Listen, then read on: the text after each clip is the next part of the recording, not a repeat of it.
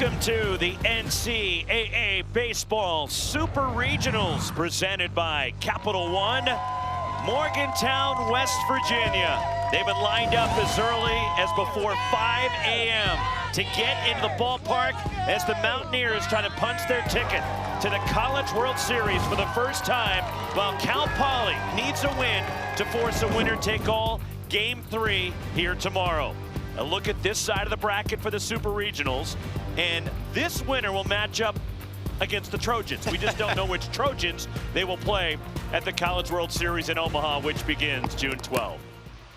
Along with Jensen Lewis and our ESPN crew, Roxy Bernstein with you. It'll be hard to top the atmosphere. It was electric yesterday, a 12-2 win for West Virginia, and this crowd is already feeling it today. They are ready. Upwards of 4 tickets to be punched potentially to the College World Series today. It could come first and foremost with this matchup today, and if yesterday was any indication, the Mountaineer faithful feel like it's going to happen. Well, setting the tone early for the Mountaineers in Game 1, Chance and Cole was dominant on the hill. A career high 11 strikeouts on over 120 pitches, dominant from pitch number 1, and also dominant the Mountaineer attack. Sean Smith, a big 3-run home run in the bottom of the first to get the scoring going. It was crooked numbers all day for the West Virginia attack, punctuated by the first career grand slam of Tyrus Hall. Come on down, count all 4 of those. Everyone loving it. Pat McAfee in attendance. Cheers all the way around, queuing Country Roads for an opportunity here this afternoon to go to Middle America. In a 14-hit attack for West Virginia, 7 extra base hits of the 14 against the Mustangs. And they spread it out early and often. They will look to do the same against a very tough customer in big right-hander Carson Turnquist for Cal Poly. The junior righty for the Mustangs has won each of his last 7 starts, and he is a flamethrower. 52 strikeouts in 39 2/3 innings. He is dynamite, a lot of good old number 1, and be ready because he is going to come after you every single pitch. Phenomenal scene. Great day of baseball in Morgantown. Lineups and first pitch next. Game 2 of the Morgantown Super Regional.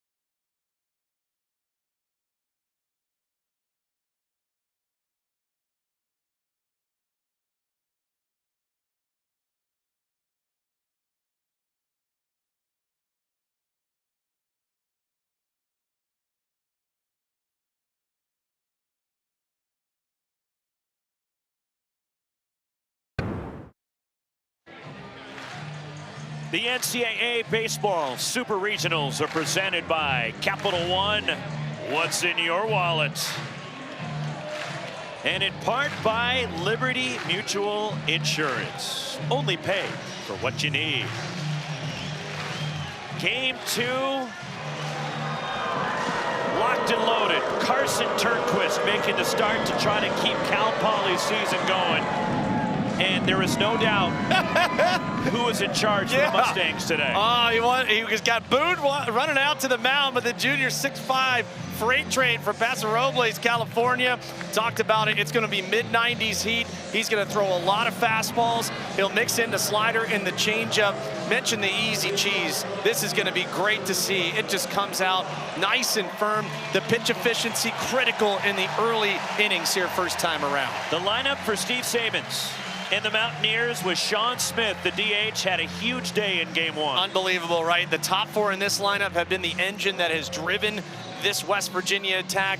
They better be locked and loaded because it's pin your ears back time for Carson Turnquist. What a matchup we got here this afternoon. Armani Guzman steps in to lead it off against the big righty for Cal Poly as Turnquist winds, and the first pitch of game 2 is ball 1 at 95. Guzman 310. Was a force on the base pass yesterday at the plate. 1-1 is Turnquist again with 95. Always going to be pumped up. We knew he was coming in with the weight of the program on his shoulders. A win to force game 3 tomorrow. 7 straight starts Cal Poly has won with him on the mound. 2-1 the count on Guzman. 2 for 5 with a run and a double, and also stole a base yesterday. Riding a 6-game hitting streak. Honorable mention all Big 12 for Guzman. 5 multi-hit games in the last 6. Off the end of the bat, out of play. 2-2 on Guzman.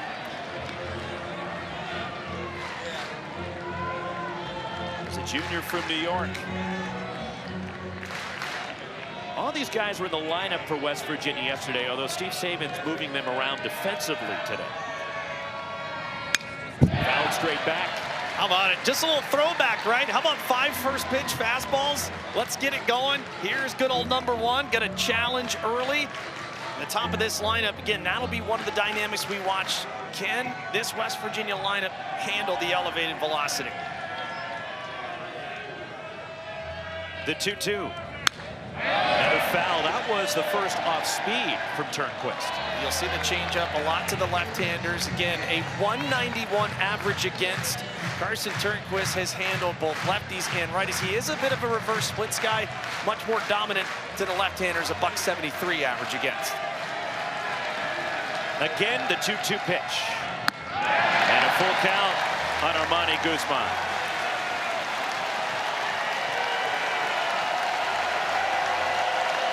There it is, 70% fastball, just straight challenge.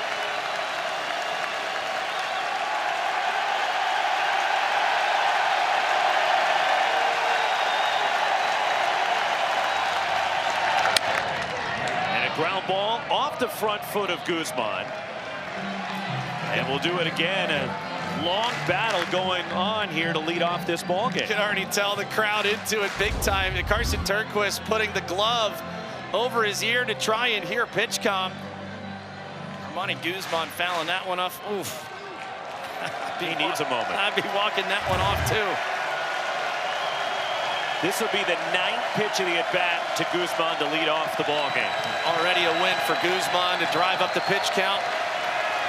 Turnquist still trying to hear the signals. In the air to center, playable for Casey Murray Jr. And that's how game 2 begins. Well, you like it if you're West Virginia because you want to try and leverage Carson Turnquist to an elevated pitch count.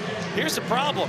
Turnquist has been an absolute horse. He had 5 straight games started before the LA Regional where he threw at least 100 pitches or more.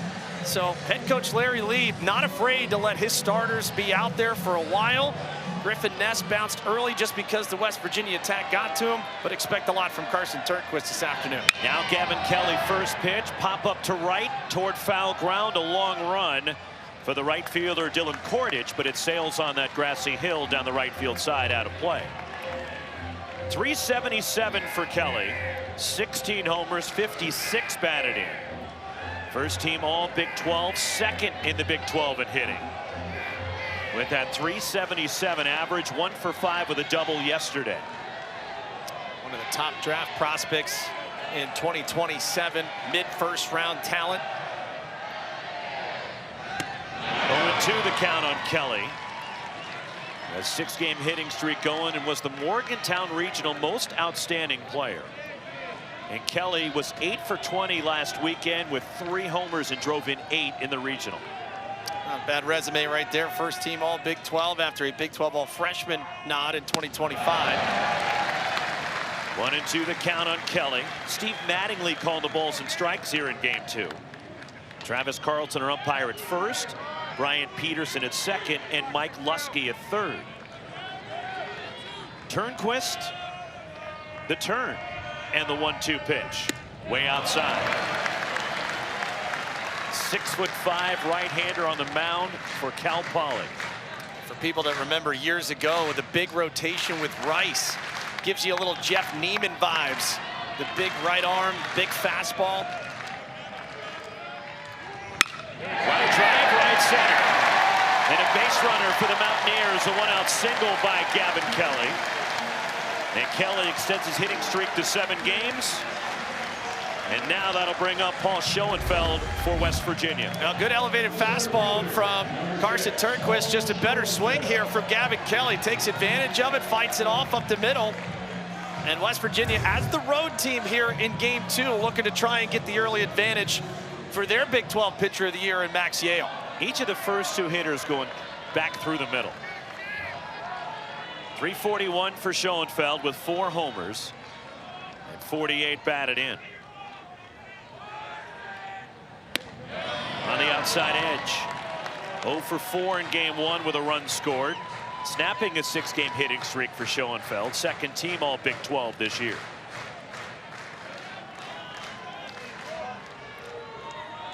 Gavin Kelly, the runner at first.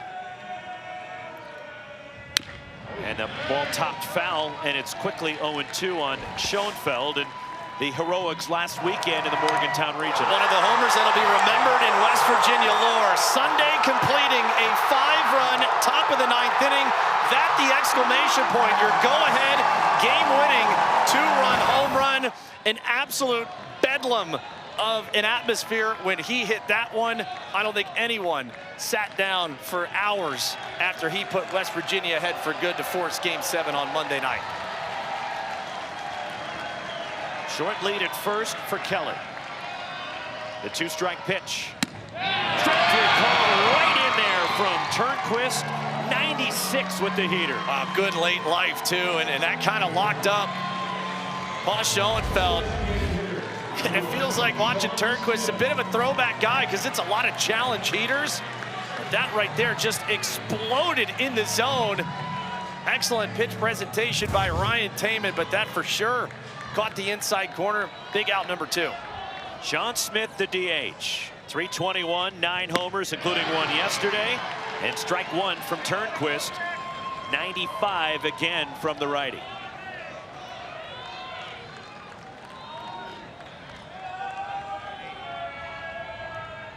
Runner goes. Popped up, right side. Behind first, Spiridonov going out, curling into foul ground and can't find it. And a break for West Virginia, a pop behind first that Gavin Spiridonov couldn't track down. Something to watch here today. This is the first time in probably the last week and a half that we've had this kind of cloudy, overcast sky.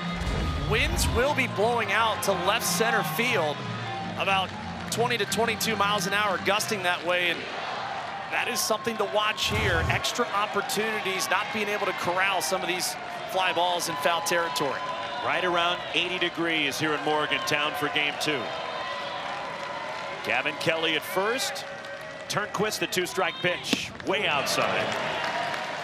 yanks the fastball at 97. You can tell he's pumped up. You love the energy, the adrenaline. He's harnessed it pretty well thus far, but already a mini win for West Virginia. Pitch number 21 coming from the big right-hander here in the first.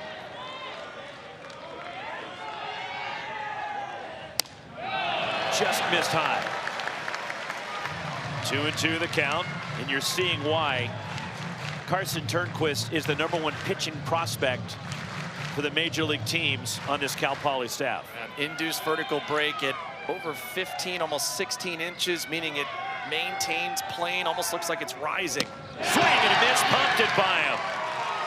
And Turnquist motions to the crowd here in Morgantown.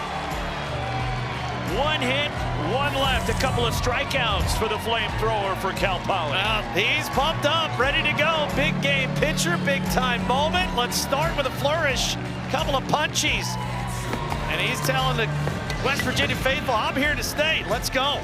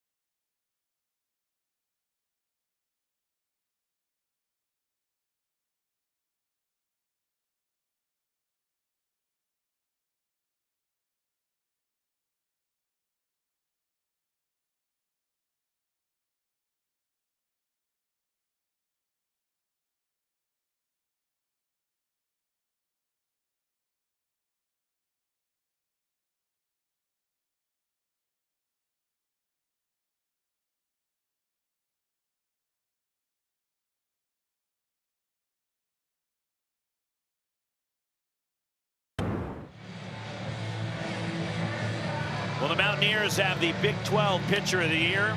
Max Yale taking the hill, trying to punch their ticket to the College World Series. No better guy you'd want to have if you're a Mountaineer fan. Last 7 starts, a .56 ERA. However, the home run has been something he has surrendered. Last 18 2/3, 5 homers, 6 hit by pitches, including 5 walks. He has punched out 22, so that command and composure going to be paramount early in this one. And then Roxy, it's the road home. They know what's at stake. A win sends them to the College World Series. Lineup for Larry Lee and the Cal Poly Mustangs, 39 wins this year. They went 22-8 in the Big West. Finished second to UC Santa Barbara. They won the Big West tournament for the 2nd consecutive year. And the co-Big West Player of the Year, Ryan Taman, cleanup batter, 18 homers this year, tying the single-season Cal Poly record. And one of the best power bats in the nation. And head coach Larry Lee will hope that it is a dynamic start, that they can kind of turn the tables, what West Virginia did to them yesterday in the first inning. There is Larry Lee, father of a big leaguer, Brooks Lee, with the Minnesota Twins, 24th year as the head coach in San Luis Obispo. And on the other side for West Virginia, 2nd season as the head coach for Steve Sabins. 3rd straight year in the Supers for West Virginia as Yale delivers a strike to Nate Castellón. 11-game hitting streak for Castellón, first team all Big West, hitting .326. The big lefty, Max Yale. 0-2 the count. So again, we kind of gave a little comp to Carson Turnquist, Jeff Neiman, for those that remember the big Rice right-hander years ago. We get a little Big Maple, little James Paxton. Okay, I see out of it. Max Yale here. Yeah. Abbreviated windup. And the 2-strike pitch. And it's down and away, ball 1 to Castellón. And Max Yale going to be primarily fastball, slider, and curve. He will mix in a change. Here comes the 1-2. And a weak ground at a short, charging it. Matt Einish on the move, slings it to first, off the glove of Armani Guzman. And Castellón is aboard and gives Cal Poly a start in the bottom of the 1st. Well, unforced error Matt Einish had time, make an accurate throw, and he's got an opportunity to retire Castellón pretty routinely. Again, Castellón is out of the box, running hard. You never know. That's why you run it out. Einish just airmails it. So an early break in favor for Cal Poly. Now it's the all-time hits leader in Cal Poly history, Alejandro Garza, hitting .323. Yale moved to first, and lunging back is Castellón. Cal Poly does not run much. The Mustangs have only 23 steals all season. Leadoff error, Castellón at first. And the pitch to Garza, and that is just low for a ball. And it's 1-0 on Garza, 1 for 5 with an RBI yesterday. 3-time first team All Big West for Alejandro Garza. And they call Peanut. And I can tell you this, nothing small about his arm at third base, what he showed yesterday defensively.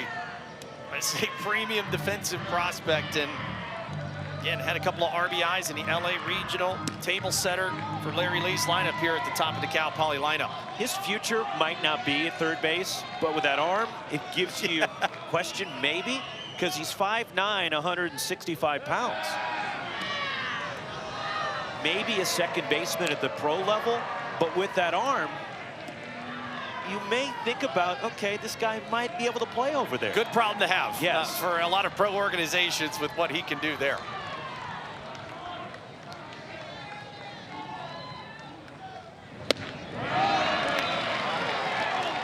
2-0 on Garza. And one of our headlines here from Max Yale: command and composure.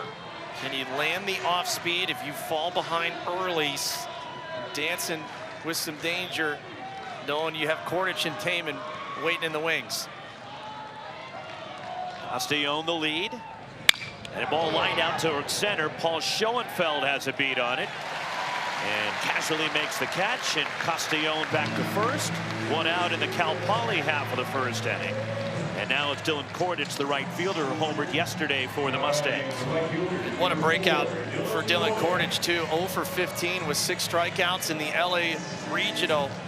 He made his presence known early in this affair yesterday. And for Max Yale, again, you look at his 2 appearances in the Morgantown Regional, could not get out of the first inning due to an arm injury. He would come back and start Game 7 on Monday. What will his leash look like on short rest? Another move to first by Max Yale. Dylan Kordich, the hitter, 277, 10 homers. 2 for 4 in Game 1. And they have changed the ruling. Initially an error charged to Matt Einish on the throw. It's now an infield hit for Nate Castellón. And that one tied up. Kordich, a feeble swing, and it's strike 1. And Max Yale also a reverse splits, as right-handers hitting just $185, lefties hitting $278 on the year. Moved to first by Yale. And you mentioned last weekend, and what Yale did, the abbreviated start against Kentucky last Saturday, throwing 36 pitches, but did not get out of the first inning. Gave up the 4 unearned runs. Another move to first, and then started Monday, went 5, throwing 67 pitches against Kentucky.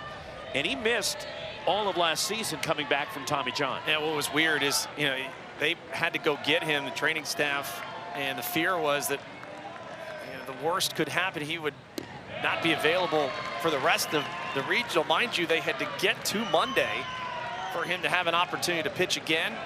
Came out with 5 sparkling innings to give them a chance to advance here to the Supers. And that dramatic comeback last Sunday night gave them the opportunity to start Yale in Game 7.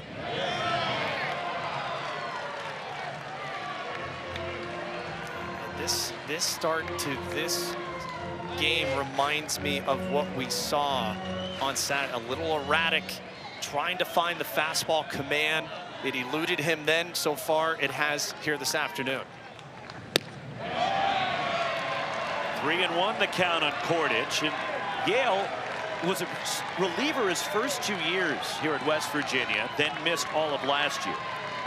And moved into the rotation for the Mountaineers this year, leading the Big 12, 7th in the country with a 2.12 ERA. And Kordich out of play in a full count.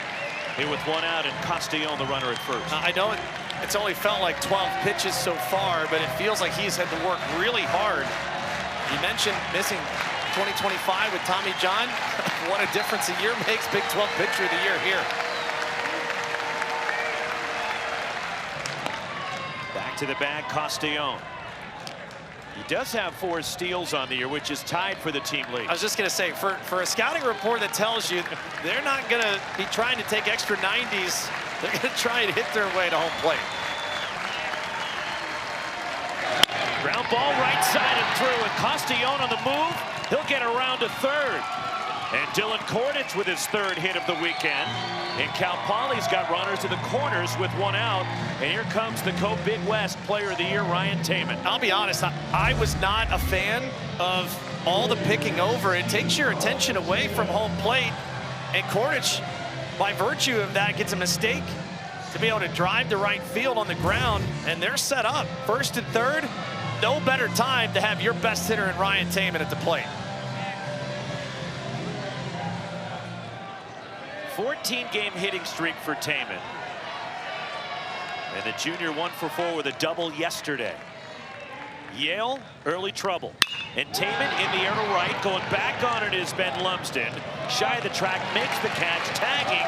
Castellón races home, and Cal Poly on the board first on a sac fly from Ryan Taman. Great situational hitting, and a great job also by Garza, taking the extra 90 there, coming around with the ground ball into the right field side.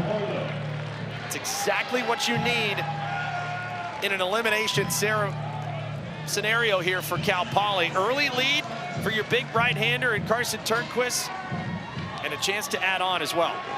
Now it's Cam Hoylen, the DH, the senior, 6 homers, hitting .315. And he takes the breaking ball inside for a ball.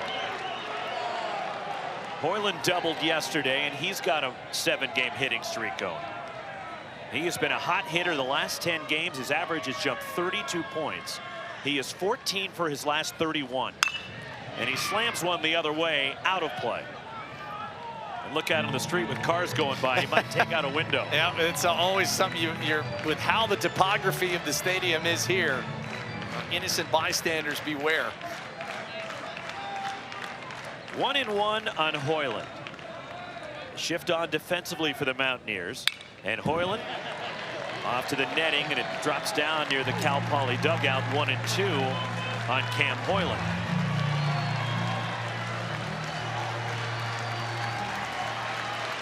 When the Mustangs score first, they have the worst record in the Supers, 21-10. Did he go? No on appeal, says Mike Lusky down to 3rd. It did not look like Cam Hoylen was interested in that. Good job of holding it up. Take another look at it. Good call. 2-2 on Hoylen. The pitch. And that one hit him. Got him on the elbow, and a breaking ball that gets away from Yale, and there's 2 on for the Mustangs.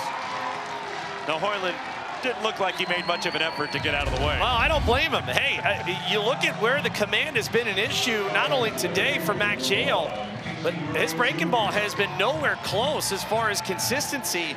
Mentioned off the top, last 18 2/3 coming into this outing for Yale. 6 hit by pitches, making number 7, and now Steve Saban's gonna have a conversation about it.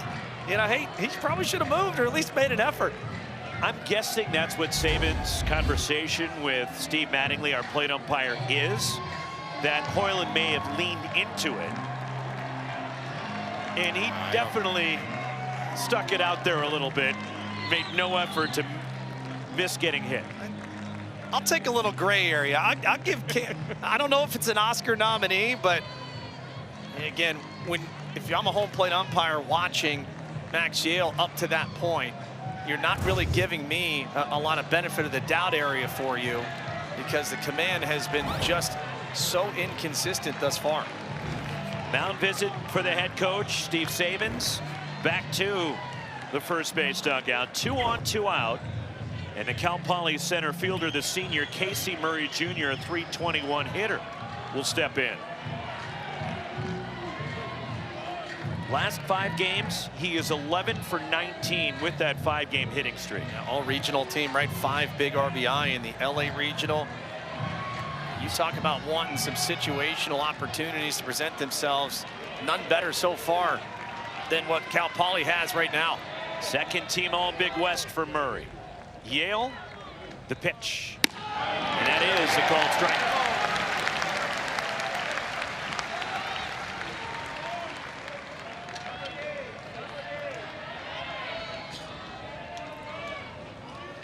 Murray left 5 runners aboard yesterday.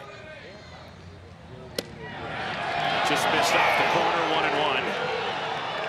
2 on, 2 out, last of the first. A run in for the Mustangs on a sac fly from Ryan Taman. If I'm Casey Murray Jr., I've been seeing everything away. I'm trying to shoot it through the right side if at all possible.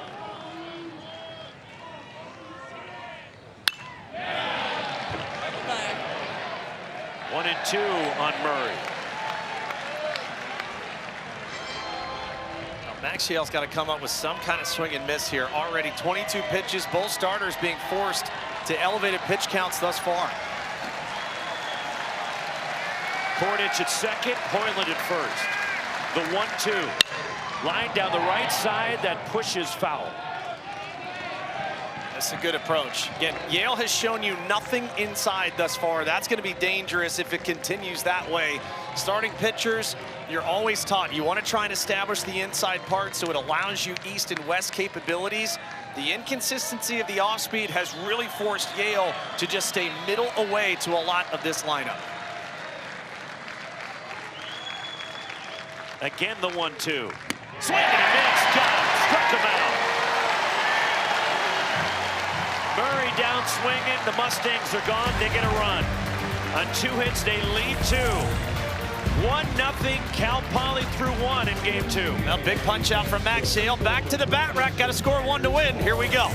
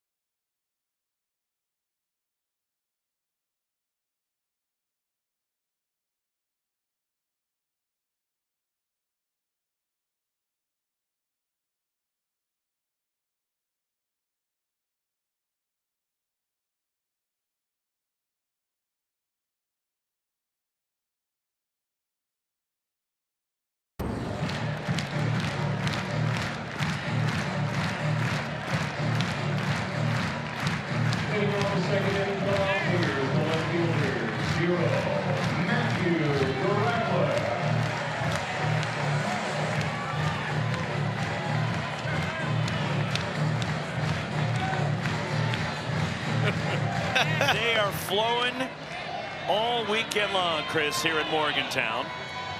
Matthew Gravlin leads off the second for the Mountaineers as Turnquist fires one to the backstop.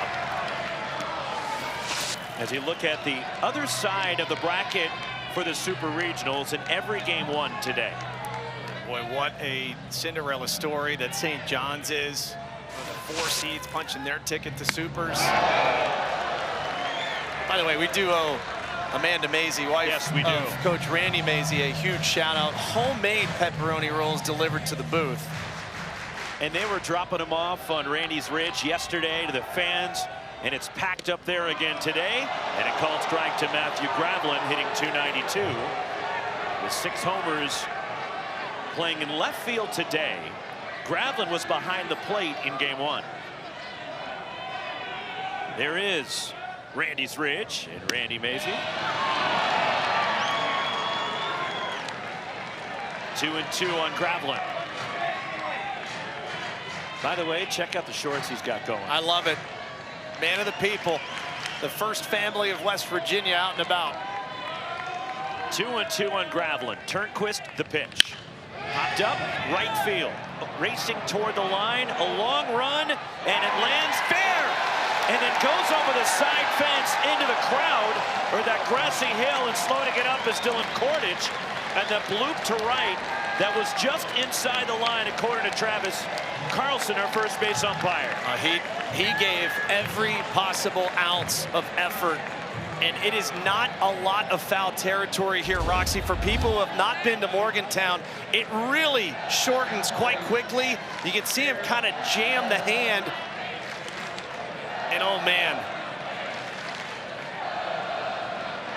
matter of a foot before making a huge catch. Cal Poly is challenging that call. If it was fair or foul, the ruling on the field was fair ball, and Gravlin ends up at second base with a leadoff double. And here is what they're reviewing, and you can see it landed just on the line. Yep. Well, a break for West Virginia right there, and the wind already swirling here, so kind of into no man's land. Great shot by our crew right there. And the wind may have aided it, because we have a strong breeze pushing out toward the left, kind of toward the left field corner, as our NCAA Replay Operations Center right up the road in Pittsburgh reviewing that play. A challenge from Cal Poly. You get 2 per game. If you're correct, you keep it. If it's unsuccessful, you lose it. Right.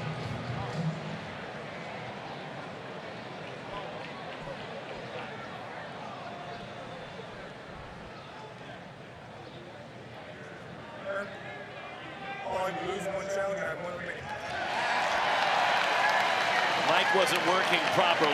It's Travis Carlson, our first base umpire, letting everybody know an unsuccessful challenge. A double for Gravlin, and now Matt Einish coming up for West Virginia with a runner aboard here in the top of the second. You can understand why Larry Lee, head coach of Cal Poly, wanted to make that challenge. Run's going to be at a premium here, and in an elimination game scenario, you certainly, with the output West Virginia had yesterday, don't want them to catch some early fire. The pitch, and Einish looks at a strike. 296, 4 homers for the West Virginia shortstop. Walked 3 times yesterday, 1 for 2, scored a couple of runs in game 1. Second team All-MAC last year, transferred from Ohio U. He had 387 a year ago. Breaking for third. Ryan Taman's throw, not in time, and a steal. And Matthew Gravlin with his 6th stolen base. And he had a tremendous jump. Really good job in anticipating. You young players, the secondary lead so key, and it was that first shuffle that allowed him to gain a lot of ground. That's your difference. Right there, eluding the tag with a great slide to the back of the bag. Now runner in scoring position. 90 feet away. Of the diamond is back. They will concede the run for the out. And it's outside to Matt Einish. It's 2-1.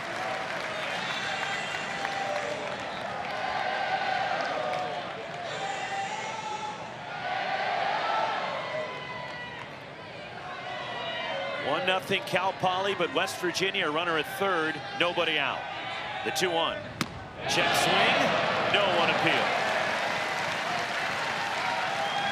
Well, Carson Turnquist has been a real shutdown starting pitcher with runners in scoring position, held just by the slightest of margins there.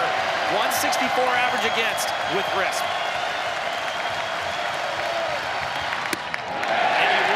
For a team-leading 51st time this year. And already Einish with 4 walks this weekend. He had been a leadoff hitter for Steve Saban's lineup, and then with the last couple of days of the Morgantown Regional, a lineup shift, getting Armani Guzman to the top spot. But Einish, outstanding job and working another arduous at-bat for Carson Turnquist. Now it's Brody Kresser playing at second base today for West Virginia. Runners in the corners, nobody out. 292, a couple of homers for Kresser. 2 for 4, drove in 2 yesterday.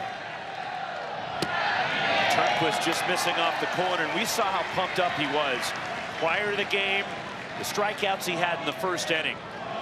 How do you challenge those emotions making a big start like he's trying to deal with right now? Right here, you got to keep it pitch to pitch, stay within yourself, execute in the zone to try and get a ground ball. Runner goes. Strike, and the throw down to second, coming back to the plate, and gets away from Ryan Taylor.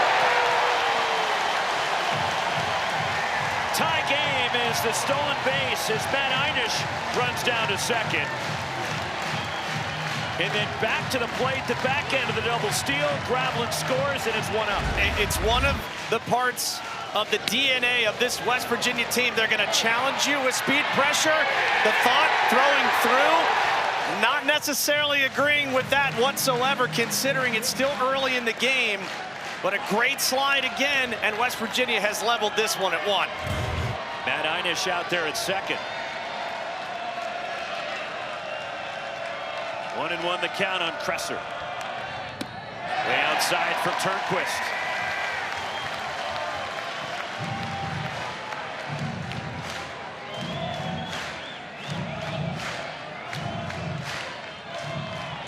Now, if I'm Brody Kresser, I am absolutely just keyed on the fastball here.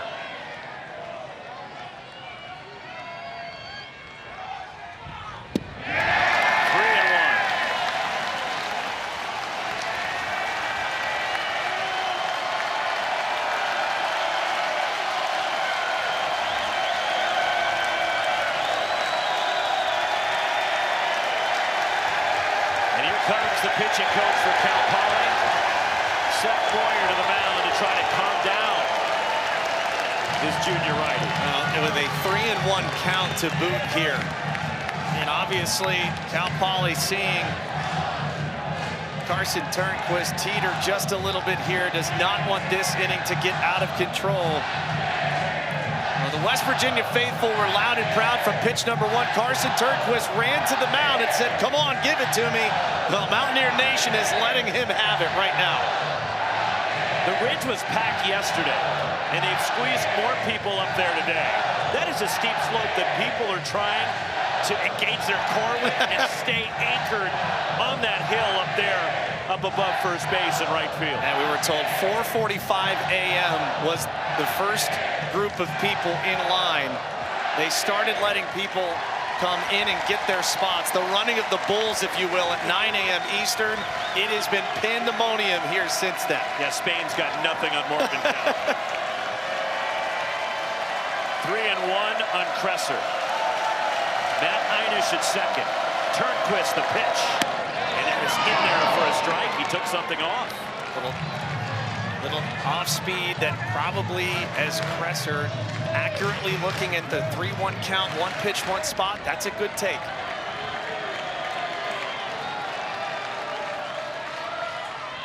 And it's low, ball 4. Second walk issued by Turnquist. 2 on, nobody out. Ben Lumsden, the right fielder, and the 8-hitter for West Virginia coming up. Now, the bottom of this lineup has given opposing pitching staffs fits here the last week and change. And this man right here, Ben Lumsden, has been at the forefront of it. 9 walks in the West Virginia Regional, the Morgantown Regional, I should say. Cal Poly, a few guys down there, but you would have to imagine Larry Lee is going to give his big right-hander as much leash to try and work out of it. Lumsden homered last weekend. He's got a 6-game hitting streak going. 2 on, nobody out. 1 for 4, drove in 2 with a double yesterday. The pitch. And it's low from Turnquist. He has had a great eye. Last 18 plate appearances, on base 14 times for Ben Lumsden. A transfer from Texas Arlington. In the air, left center field, going back on it is Bikini. At the wall, gone opposite field.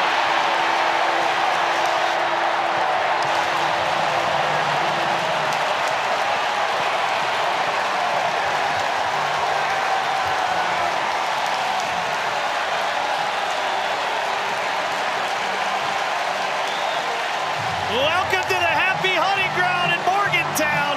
He had a big homer in the West Virginia Regional in Morgantown here, and he lights up the afternoon again. We told you the wind was going to be real crucial here. Any fly ball to left center had a chance to carry, and Ben Lumsden with a shot of life into the West Virginia dugout, now up 4-1. Second homer for Lumsden. Now it's Tyrus Hall, who had a grand slam yesterday. And he put it up with a jet stream, and it pushed it out into the bullpen. Ball 1 to Hall. Now again, the pitch location elevated out over the big part of the plate. All you had to do was lift. And Ben Lumsden, come on down. Give me all 3 of these. And Turnquist just can't find the zone. Uncharacteristic here the first 2 days, Roxy. You saw this Cal Poly staff out west. They were in command. They were ahead in the count. They really dominated early to set the tone. But West Virginia has been equal to the task. There is a strike. 2-1 the count on Tyrus Hall.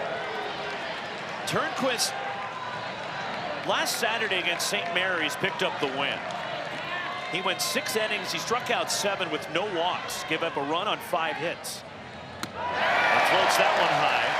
In St. Mary's, the #3 hitting team in the country. They hit around .330 as a club, and that's who Turnquist shut down last week. He's up against it now. In the air, left center field. Back is Murray at the track. Gone! Back-to-back for West Virginia.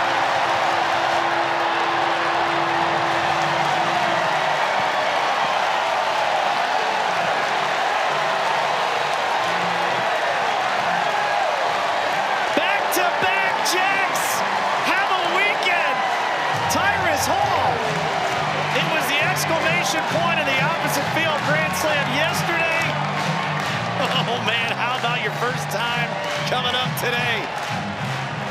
Another wind-aided jack to left field, and that extends the West Virginia advantage to 5-1.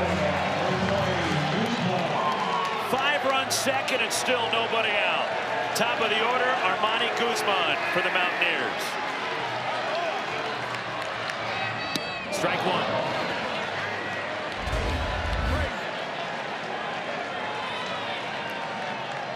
Well, this is the problem when you leave pitches out. That is center cut.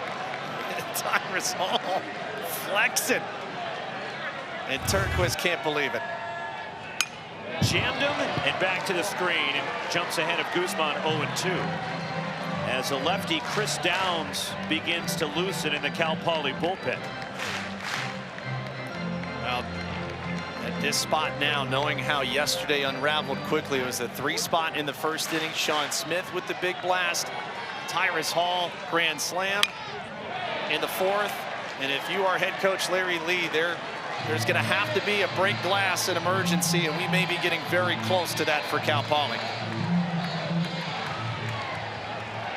Second time this season that West Virginia's gone back-to-back. The pitch. And Turnquist thought he made his pitch and started twirling around the hill. Oh, I thought he did too. That was an excellent spot. Second time this year, West Virginia back-to-back homers coming in the best possible time of the year. Lumsden and Hall back-to-back. 2-2.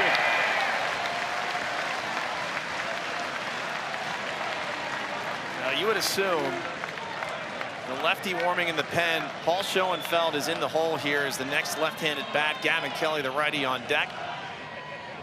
And then he drills Guzman after he jumped ahead 0-2.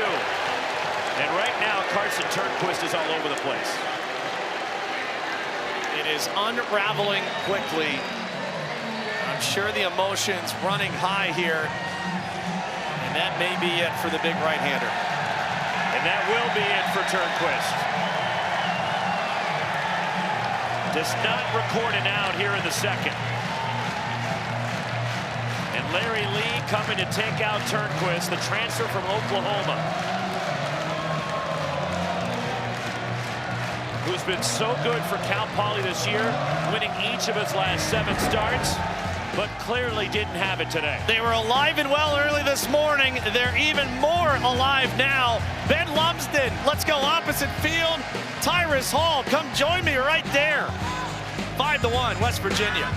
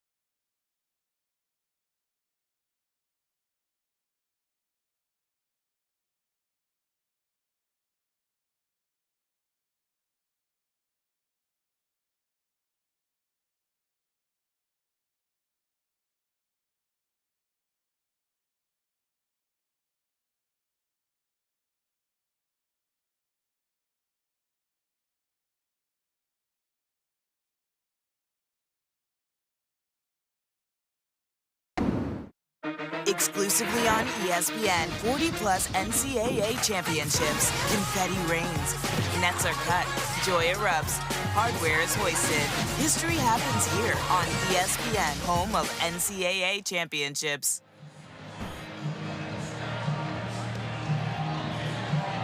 Carson Turnquist goes just 1+ innings. Does not record an out here in the second, and this rally started on a bloop double.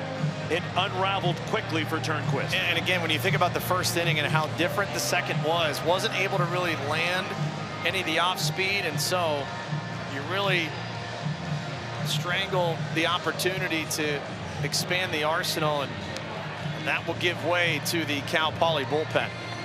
Chris Downs, the new pitcher, out of the bullpen for the Mustangs. An ERA right around 5 for Downs. Makes his team-leading 28th appearance, or 27th appearance, I should say, for Downs, who has some length to him. Has thrown 55 2/3 innings. He struck out 55. There's still nobody out. West Virginia's already scored 5. 6th time in this tournament they've had an inning with 5 or more runs. It has been really fast. When it goes quickly, and a lot of that due to the long ball as well. Gavin Kelly, the hitter, singled in the first.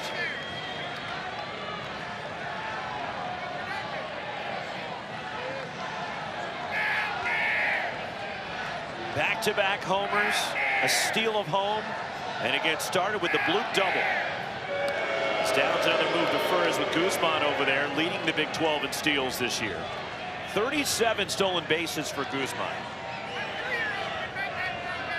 One off the single season West Virginia record. Now remember, West Virginia led the entire regional round with 9 stolen bases. They've already added to that postseason total here. Already with 3 steals in this game. Yeah, and if I'm Chris Downs, we got priority at the plate here. You need to start collecting some outs, not worry about the runner at first.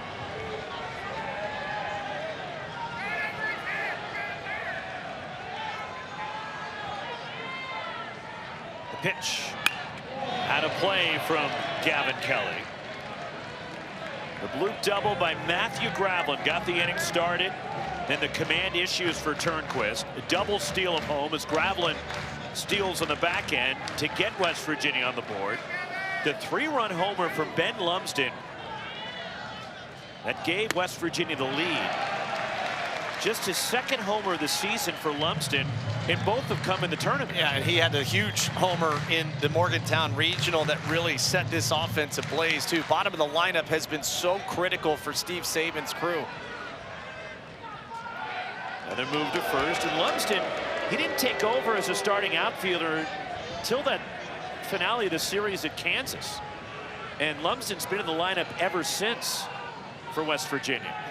Good time for your first 2 long balls of the year. Both of them game changers in their own right. And then Tyrus Hall going back-to-back with Lumsden.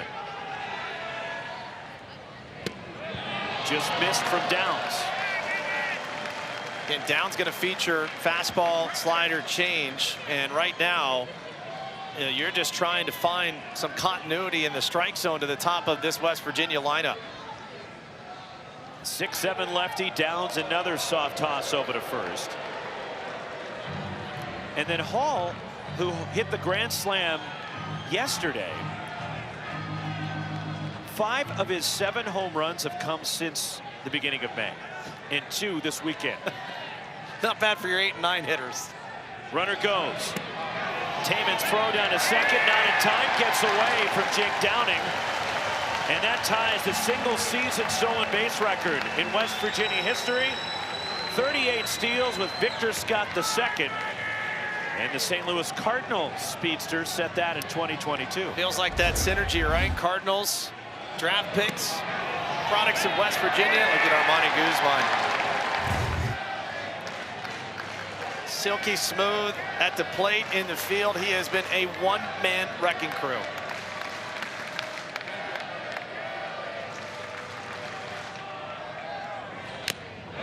Foul to plate by Kelly. Gavin Kelly, again, the middle of this West Virginia lineup so potent. Kelly with runners in scoring position this year, an even 400 average. Right man, right spot for one of the top draft picks for next year's Major League Draft. West Virginia winning 16 of their last 19 games. And way outside, and it's ball 4, and Kelly is now on. Still nobody out here in the second. The NCAA Super Regional coverage continues this weekend across ESPN, ESPN2, ESPNU, and ESPN Plus. For more information, visit NCAA.com, the home for all NCAA championships. 8th batter of the inning. Paul Schoenfeld struck out in the first. And the number 3 hitter in the lineup for Steve Sabans.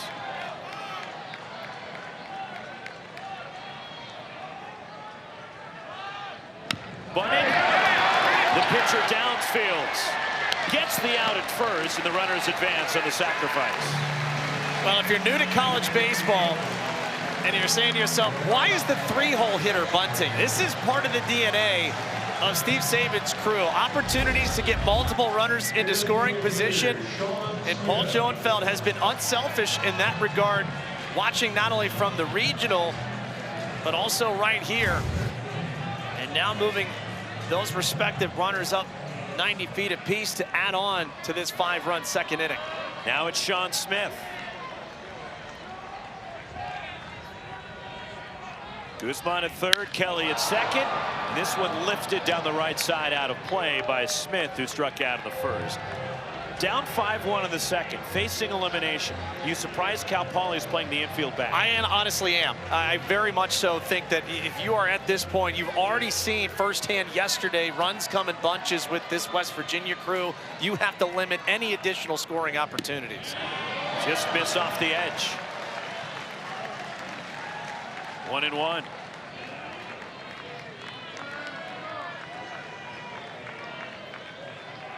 Ninth batter this top of the second. Chris Downs. Strike call. Good pitch presentation from Ryan Taman right there. Again, that's part of, as a reliever, you hope that your starter has at least given you some of the inside half to work with, especially with the middle of the lineup, trying to gain some real estate east and west in the strike zone. Disengagement stepping off is Downs. West Virginia finished a game behind Kansas in the Big 12, lost to the Jayhawks in the Big 12 tournament final. And it's just off the edge. 2-2 the count on Sean Smith. But they finished the season strong. West Virginia to sweep at Kansas. Swept K-State, series win over TCU, strong showing in Arizona at the Big 12 tournament. Bluffing down the line was Guzman. And Downs missing off the corner. Now this feels like the tipping point right here.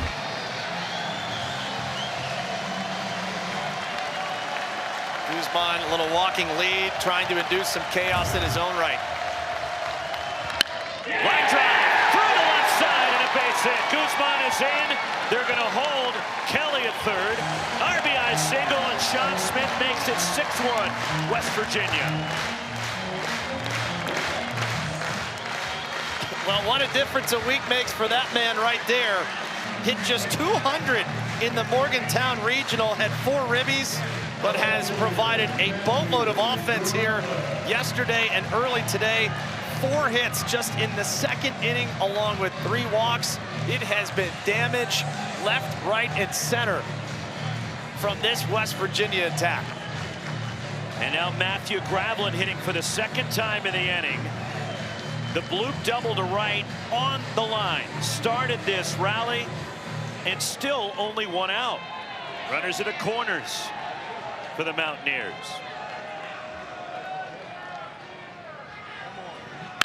Line foul off to the right. Off the end of the bat of Gravelin. And you talked about the versatility of Steve Saban's lineup as we came on the telecast today. And Gravelin, who caught yesterday in the outfield today with Gavin Kelly behind the plate, has been usually paired with Max Yale. Saban saying it's maybe the best catching core that they've had here at West Virginia. What a luxury. I'm just thinking as a pitcher, I got a guy behind the dish, my second baseman, when Gavin Kelly's in the field as a catcher, that mound visit. Oh, you want to do that? Well, what about you? Well, I feel pretty good about this, guys. What do you think? Does the left fielder want to come in too? Right. 2-1 on Gravelin.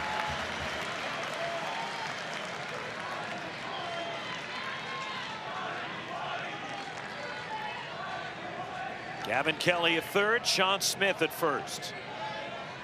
Downs, the pitch. Grounded foul over near the Mustangs dugout. Now, double play is in order here, and infield is shaded slightly up the middle, and predominantly Jake Downing almost entirely up the middle, so a boatload of real estate on the right side here for Matthew Gravelin. Here it comes. Full count now on Gravelin. Would you send Smith to first base? I think you could just pin your ears back, let Gravelin go for it right here. And they picked off Smith, and Gavin Spiridonov delaying his throw to second, and it appears he's safe at second base. An abbreviated call by our umpire out there. Brian Peterson, and Gavin Spiridonov was concerned with the runner at third and a delayed throw to second base, which allowed Smith to get there. Well, high IQ play here by Sean Smith. Knows he's a dead duck, but hits the E-brake, waiting for the throw, so that could allow potentially Gavin Kelly to get a head start down the line to score the run at third. Now second and third. Infield up for Cal Poly. Comebacker, pass downs. Only one play for Jake Downing. Makes the play at first. Another run is in. Boy, went right past the pitcher, and Downs couldn't feel his position. Oh, man, if he had followed through and had balance at release, they had a play on Gavin Kelly at home. But the luck is continuing to go West Virginia's way. Put yourself in great situations, great things happen. And this has been an onslaught here. Watch Downs. If Downs finishes in a normal fielding position, he's got a chance to come home and cut down another run. Ground ball to short off the bat of Matt Einish. Nate Castillon makes the play at first. Mercifully, the side is retired. 7 runs in the second for West Virginia. Well, Rich Rodriguez, head football coach, was here yesterday. He's got to love the hard-hitting West Virginia attack. Strap on the helmet. Let's go to war, boys. 7-1, Mountaineers.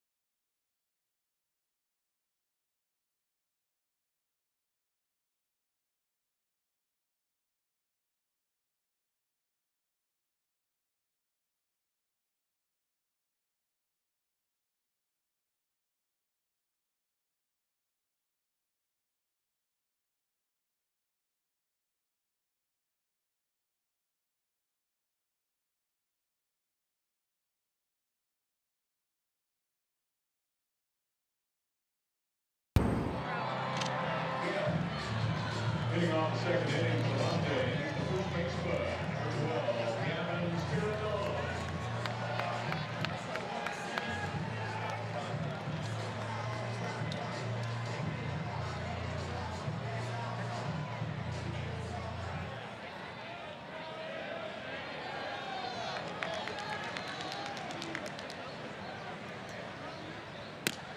All right, Chris, a 7-run second for the Mountaineers. As bottom of the order for Cal Poly in the last of the second, Gavin Spiridonov, Dante Bikini, Jake Downing, as the Mustangs had some catching up to do. Max Yale on the mound. Freshman first baseman called strike to Gavin Spiridonov. 291 hitter with 4 home runs and a big one last weekend in the regional final against St. Mary's. Something to keep in mind here. Long layoff for Max Yale in between coming out for this and watching his boys go give him a 7-run spot in the second. So obvious shutdown inning here, but again, crisp and efficient, pound the strike zone, force Cal Poly to have to put the ball in play. 11 went to the plate for the Mountaineers. Ball 2 to Gavin Spiridonov.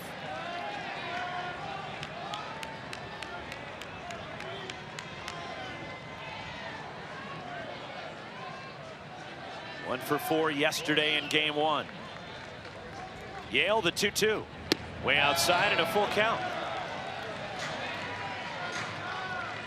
Last thing you want to do is walk the leadoff hitter after you've had your guys give you 7 runs. Larry Lee hoping for a little igniter here. Tied him up. Second strikeout for Max Yale. One gone in the last of the second. ESPN is the home of MLB.tv. Stream every out-of-market game live or on demand using the ESPN app. Blackout and other restrictions apply. For more information, go to ESPN.com/MLB.tv.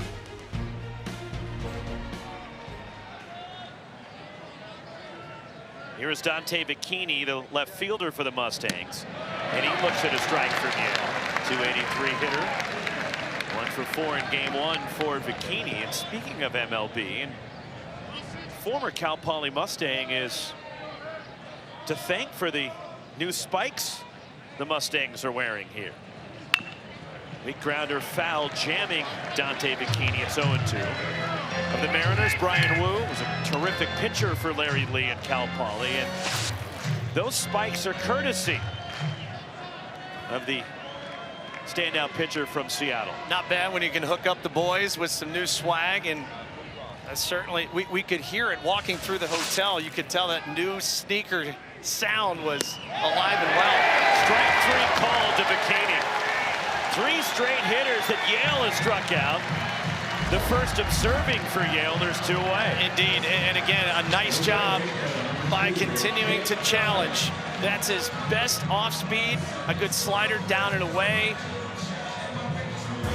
Feel like he's starting to gain some momentum and confidence here. 2 gone for Jake Downing, the 9-hitter, the second baseman. And he looks at a strike, hitting 272. Downing 0 for 4 in game 1. Honorable mention all Big West this year. Hit 6th yesterday, and with the lefty on the mound, dropped to 9th. 1-1 on Downing. Yale, here comes the 1-1. That's off the outside. And doesn't appear there's trouble refocusing, but you were sitting in the dugout talking about Max Yale for a while.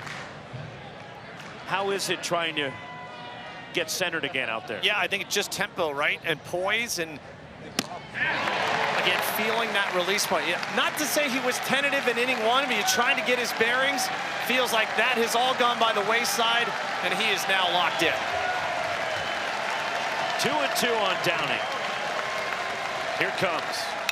Line foul. Headed toward the street. You know, a lot easier that you get spotted a 6-run lead after 1 frame. But yeah, credit to West Virginia. This has been part of what they've done here, especially finishing out the regional. Yesterday, getting the early 3-0 lead as well.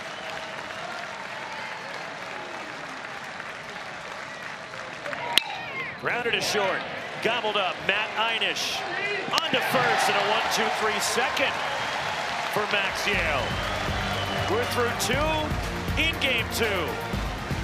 West Virginia up 7-1 on Cal Poly.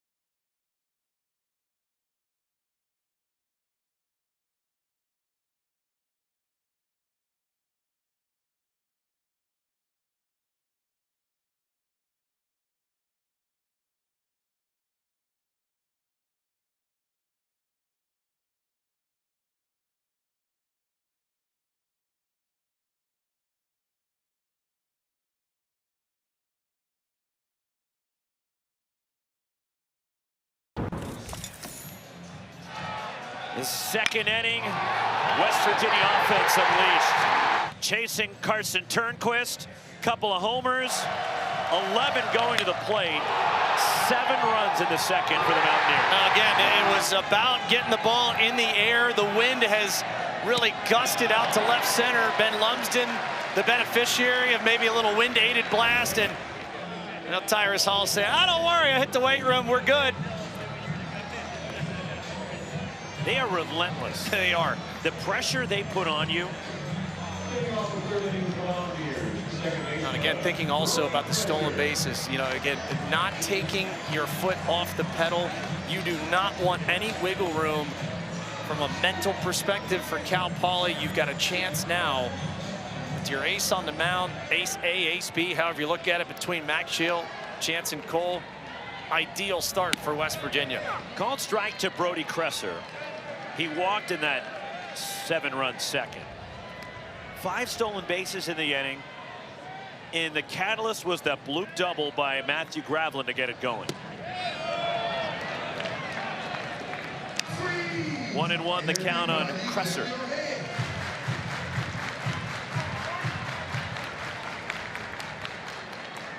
The pitch. And that one's poked foul, out of play. Well, now, if you are Chris Downs, a junior left-hander on the mound for Cal Poly, efficiency would be great, but you've got to collect outs. It's not about zeros. You're collecting outs here, and you just have to keep that simple pitch-to-pitch mindset. Don't try and do it all by yourself. Cal Poly in a super regional for the first time. 5th NCAA tournament appearance for the Mustangs, who made the cross-country trek from San Luis Obispo, California to Morgantown, West Virginia. Out toward left center. That falls in for Kresser. He takes a turn, and then he'll slam on the brakes. Hit number 6 for the Mountaineers, and a leadoff single to open up the 3rd. He's actually been really, when leading off an inning, 388 average, almost feels like a second leadoff hitter from where he's hitting in the 7th spot.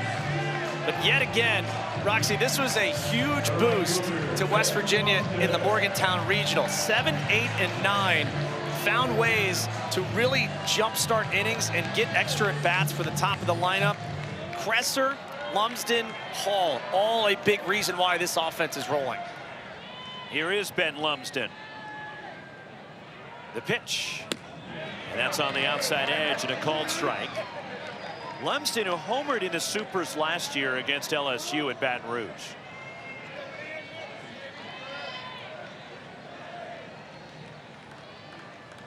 Kresser at first, and Downs nearly throws it away.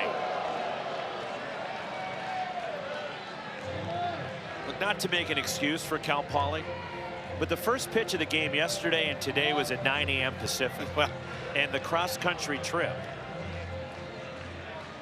Larry Lee won't use it as an excuse, but it's a fact that they're dealing with their body clocks and the adjustment to East Coast time. Well, and trying to adjust to coming into a buzzsaw of a lineup. You just saw the graphic there. Ben Lumsden, last 19 plate appearances, he's reached base 15 times. I take it from a former pitcher. I mean, you come in, you're in the hornet's nest, and trying to put out this momentum as uphill a task as you can get. Right at the bag, handled by Spiridonov. Throw to second, and sliding in safe. It's Brody Kresser, had to be tagged after Spiridonov got the out at first base. A creative way for Kresser to elude that throw and tag attempt. The idea being you're trying to create as much distance between the fielder and where they have to tag you. Great job getting right in the bag there. Yes, indeed, you are safe, big boy. And if Brian Peterson needed any help, a reinforcement, yes. Brody Kresser was offering his advice. 1 out, Kresser at second. Now Tyrus Hall, the 9-hitter. And there's a number toward third. Alejandro Garza rifles to first for the out. And over to third goes Kresser, 2 away. And this was the journey for the Mustangs coming all the way from California. And so about halfway, if you will, in between San Francisco and Los Angeles. Hey, let's get on to Big Bird. Let's jump a couple of time zones, and 2,200 miles later, welcome to Morgantown, West Virginia. It's a big weekend on the Cal Poly campus. They're unveiling the new John Madden Football Center today. A $50 million facility. Their outstanding athletic director Carter Henderson couldn't make the trip here because he kind of needed to be there for ribbon cutting ceremony. As it's ball one, top of the order, Armani Guzman steps in. Divided loyalties today. Indeed it is. Again, back-to-back conference titles for head coach Larry Lee. First time in 32 years that's happened at Cal Poly. And by the way, if you're wondering, yes, it is that John Madden. I'm not even going to do an impression. Boom! You know, there's things Frank that... Caliendo when you need him. Yes, right. Here's the pitch from Downs, and Guzman drills one to right. Going! It is way back! And it is gone! First of the season for Guzman. Third for West Virginia today. 9-1 Mountaineers.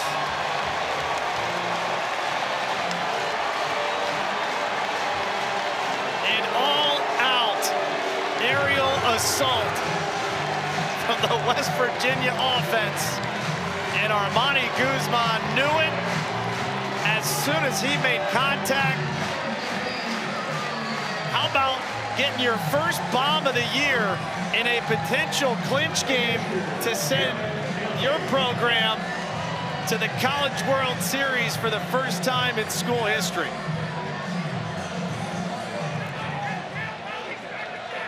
Now it's Gavin Kelly who singled and walked, and he scored a run today.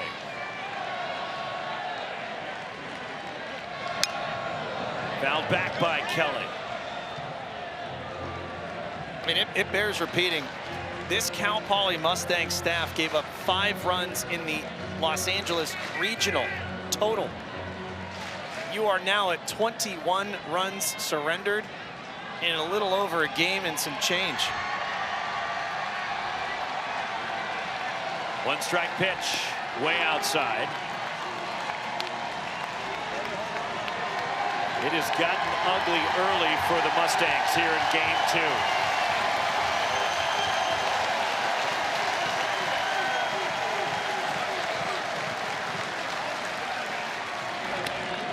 2-1 on Gavin Kelly. And this overflow crowd enjoying every moment here in Morgantown. The pitch, and it's 3-1 on Kelly. No, they're not going to stop. I mean, this offense is going to continue to try and pile it on. But statistically, this is just absurd. 21 runs already. Kelly drills one. Back toward left center and off the base of the wall. Hustling into second, and a double for Gavin Kelly, who nearly hit one out of here.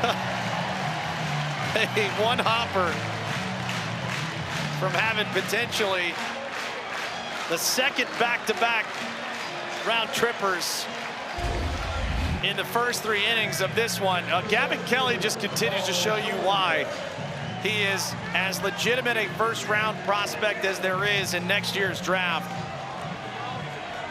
Boy, if you are Chris Downs and this Mustang staff, you're searching for answers. Here's Paul Schoenfeld now, and he grounds it through into right. Charging in is Kordich in right. They're sending Kelly. Throw to the plate, and safe getting around the tag.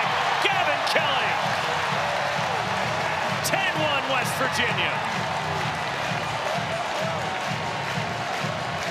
This is an unbelievable throw from Dylan Kordich, but an even better slide from Gavin Kelly. The accuracy is excellent, and the ability to elude this tag by maybe a foot counts the 10th run of the day for West Virginia. One more look at it. Wow. Everything going West Virginia's way this afternoon. Well, yesterday was the 41st anniversary of Ferris Bueller. Life comes at you fast. Oh boy, it escalated quickly. The hustle of Gavin Kelly.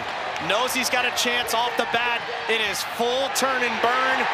Kordich, an outstanding effort to try and nail him at home plate, and even Ryan Taman, full extension, unable to tag Gavin Kelly at home.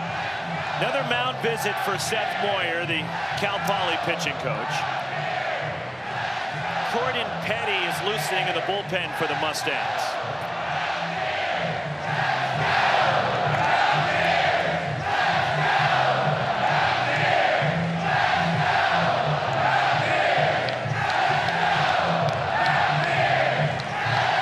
Think they're having fun? Slightly. Yeah. This has been an insane environment since Sunday night. The crescendo of emotion after the almost miraculous comeback in the 9th inning to force Game 7 on Monday. It has all led to this point. All 9 batters have reached safely for West Virginia, and we are just in the 3rd inning. Sean Smith, an RBI single in the 2nd. And it's strike 1. You can see how Steve Sabins and Randy Mazie have turned Morgantown into a baseball town. Oh, there's no question. There's no professional team here in West Virginia. We talked with Max Yale way back before the regional started, and he said everyone feels like this is kind of that professional team for them. And the groundswell of support has just parabolically risen these last couple of weeks. 3rd straight year the Mountaineers in a super. And for the first time since 1955, they're within 1 game of going to the College World Series. They were 0-2 last year in Baton Rouge, losing to the eventual champions. They went 0-2 in Chapel Hill against Carolina 2 years ago. Sometimes you got to keep knocking on the door year after year, but the difference this year, this home field advantage. Steve Sabins said it. There's no better environment in college baseball, no better home field advantage than what we have. Roxy, I got to tell you, it has played out and then some.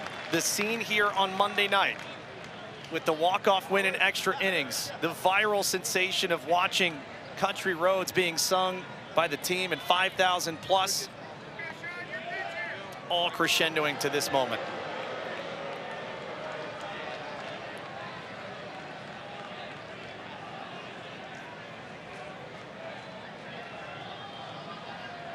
Two and 1 the count on Sean Smith, the cleanup batter, the DH for the Mountaineers. Chris Downs, the pitch. That one tied him up, down and in. Good back foot slider. It's one weapon that we haven't seen too much here, but Chris Downs may have found something here. We obviously know West Virginia can hit the fastball. They've been crushing it all afternoon. So try and change it up a bit, going a little north and south with the off speed. Struck him out, picked up by Ryan Taman. And he tags him out to complete the strikeout, but 3 more for the Mountaineers in the 3rd. And how about a time for your first bomb of the year? It has been the silky smooth Armani Guzman in so many ways. Well, let's add a homer with the dismount. He knew it, and the Mountaineer faithful love it. It is all West Virginia, 10-1 in the 3rd.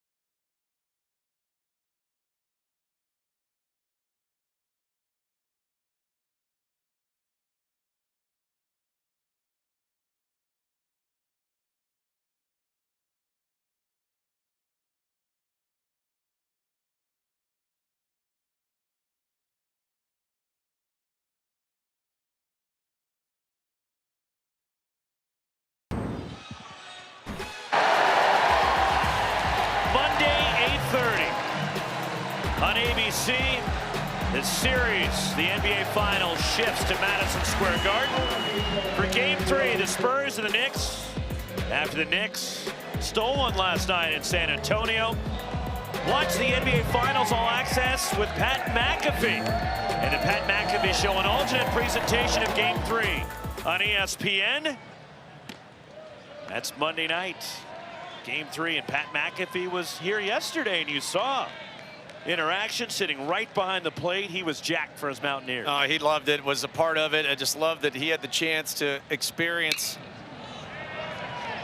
what's happened and how amazing it has been for this program the last handful of weeks. Lazy fly to center, takes care of Nate Castillon. One out in the last of the third. And the mayor of Morgantown yesterday here, and now he's tweeting out. I think he's dialed in. I think he's probably putting a little aloe on those shoulders too. He was down front center. Great to see him and the boys showing love. Got to get him to Omaha. Got a sneaky suspicion if the Mountaineers punch their ticket, he might be destined for Middle America. Here's Alejandro Garza taking ball one, a fly out in the first inning. He was anchored with Rich Rod, football coach here at West Virginia. Second tour of duty for Rich Rodriguez in Morgantown. Going cup for cup from what we saw. 1-1 the count on Garza. Well, Max Yale continuing to do what you're supposed to do, right? You get another 3 spot in the top of the inning, continue to come out, pound the strike zone, force Cal Poly to have to beat you, putting the ball in play. 1-1 pitch. Garza off the end of the bat. 1-2 the count.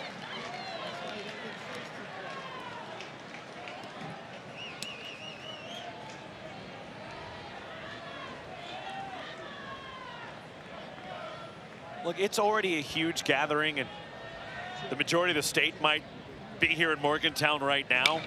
Skied by Garza, playable. Brody Kresser, the second baseman, drifting out.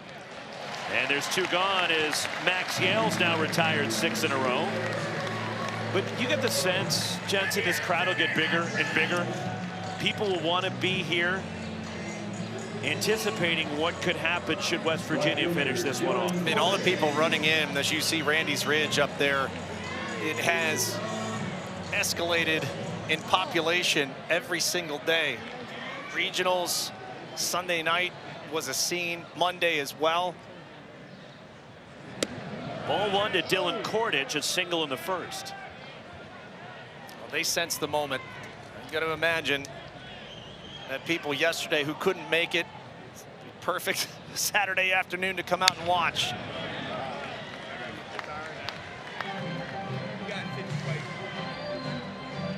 One ball, 1 strike.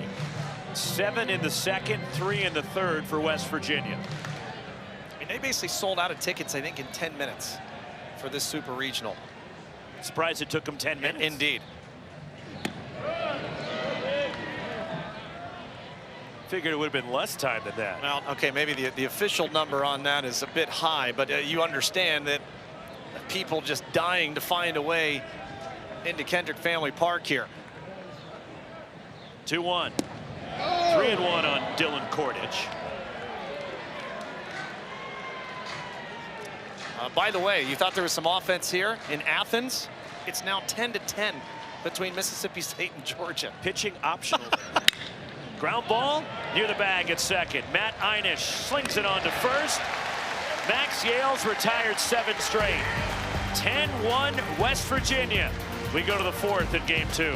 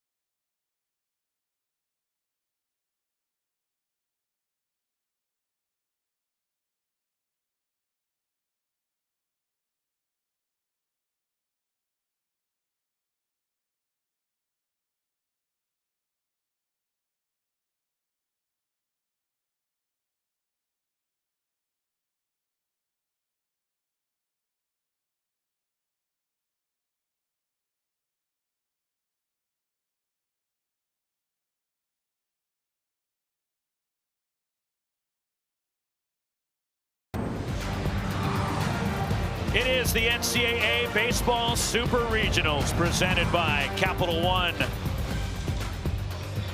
10-1 Mountaineers. Game 2 up 1-0 in this best-of-3 series. With Jensen Lewis and our ESPN crew. Roxy Bernstein with you. Morgantown, West Virginia. 5, 6, and 7 for the Mountaineers in the fourth. Matthew Gravlin, Matt Einish, Brody Kresser. My goodness, 16 previous NCAA tournaments, there were 5 games with 10 or more runs. This year's iteration itself, 5 games with 10 or more runs. And we are just into day 2 of Super Regionals. Ball 1 to Matthew Gravlin. His bloop double got the 7-run rally in the second started. And he hit twice in the inning, an RBI ground out as well. Here comes the 1-0. On the ground, past third, foul. 1-1 on Gravlin. Well, you mentioned a quick strike offense here, and you know, for West Virginia, think about this: that they led the Big 12 in pitching, 9th nationally, and so kind of coming into our Super Regional, knowing what Cal Poly had done from a pitching standpoint, especially their starters done. Okay, well, maybe 5 runs wins these games. I don't think we had on our bingo card it would be this kind of an explosion from the West Virginia offense, but I'll go back to what I told you coming in. When Steve Sabins moved Armani Guzman to the leadoff spot on Sunday, it just felt like it triggered an unleashing of this offense. 2-2 on Gravlin. Downs took over in the second as Carson Turnquist pitched a scoreless first for Cal Poly, but then was chased without recording an out in the second. The 2-2 on the ground left side.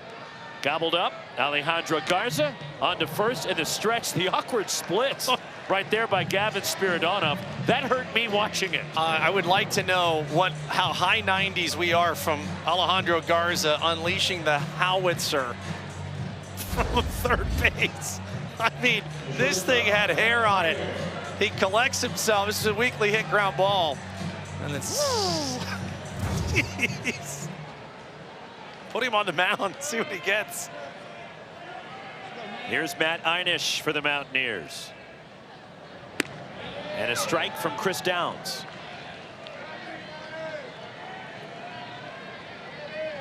We hit on the transfers too. Again, Einish coming over from Ohio University in the MAC last year.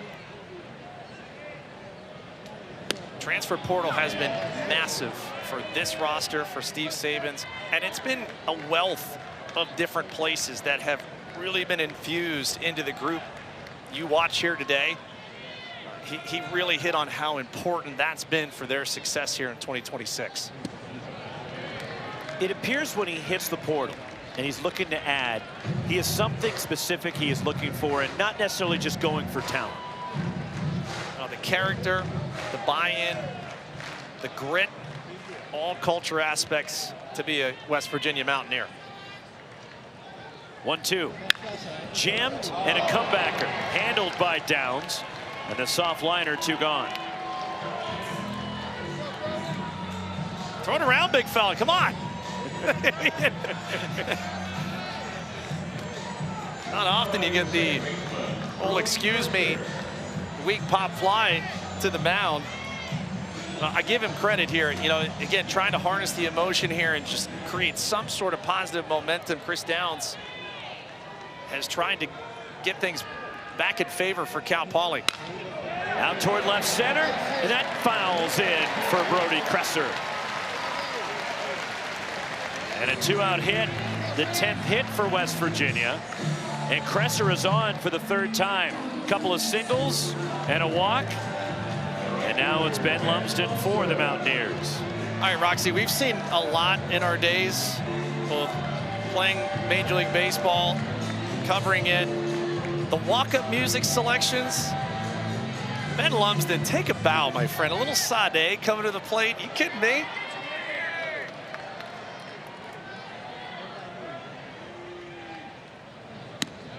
Called strike from Downs to Lumsden. 3-run shot in the second inning. He has been so important for what they do here. And again, as a veteran, a senior. In the air to left, back into the corner is Dante Bikini. It's gone! Home run! Opposite field for Lumsden.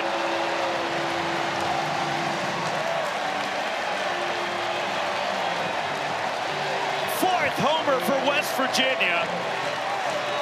And the wind clearly aided that one. I don't know from on high here, but it is absolutely blowing in favor of the West Virginia offense. Ben Lumsden just put his hands up like, I don't know. I'll get it up there. Let's see what happens. And even in left field, where you have kind of the tapered left field wall, he sneaks it over for his second homer of the day. And what a finish in the regular season Ben Lumsden had. The power surge has come alive in the last 2 weeks. 12-1 West Virginia. Now Tyrus Hall, and a strike from Downs, and Gus pushing upwards of 20 to 25 miles an hour in that direction. 3 homers, all of them here in the NCAA tournament for the senior. And Hall lines one the other way, and that slices out of play. Coming up, we'll talk to the head coach of West Virginia, Steve Sabins. The offensive explosion from West Virginia. I would assume he would be in a good mood. He's usually locked in. He is not taking anything for granted right now. No question about it. 0-2 on Hall, who homered in the second. And it's a ball and 2 strikes on the West Virginia third baseman.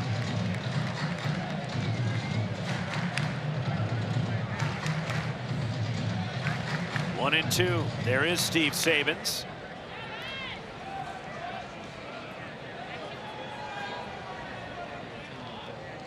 The pitch. 2-2 on Hall. Now elevated pitch count now for Chris Downs. Pitch number 60 coming, and West Virginia just wearing out this Cal Poly Mustangs bullpen thus far. Out toward right, sinking. And a dive, and it gets away from Dylan Kordich, and he quickly gets to it. Back to first is Hall, and Kordich is slow to get up. Man, he was selling out to make what would have been an absolutely sensational play. That's the second time Kordich has had a little awkward landing and a rollover. We'll take another look at it. This ball is not hit super hard, but it is hit low, so you've got to make an initial shot. Am I going to dive for it? And you can tell he kind of rolls the wrist a little bit. Boy, I hope he's okay. He did everything he could to try to catch it. And now the athletic trainer for Cal Poly, along with Larry Lee, going to check on their right fielder, who just sat back down. Well, they check on Dylan Kordich, the Cal Poly right fielder. We'll head to the studio and get an update from Chris Budd.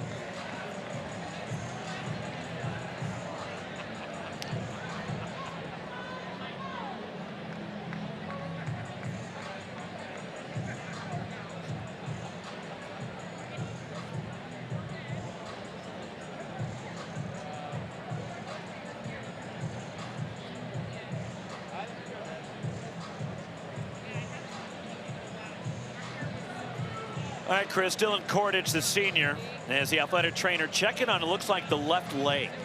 As Kordich, after that sinking liner, injured himself trying to make the catch. Well, and remember earlier in this ball game, he made a heroic effort going into the right field portion of foul territory. And again, for people who have not seen, it's not a lot of real estate before that fence comes up, and there is a bit of a diagonal, little obtuse angle there, and he caught it, or at least made the effort to try and catch it. So here is the replay earlier today.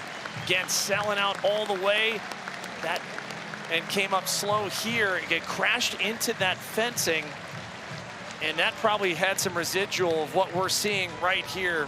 I'm I mean, he has given his entire body to try and make two sensational defensive plays. What heart from the young man.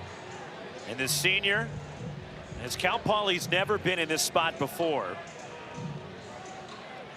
In the Super Regionals, their 5th tournament appearance. They'd made a regional final 2 times prior to this year. Even hosted a regional in San Luis Obispo back in 2014. But it never broken through to a super. And now they trail 12-1 here in the 4th, down 1-0 in this best of 3. And Cal Poly will go to the bullpen again. Chris Downs lifted.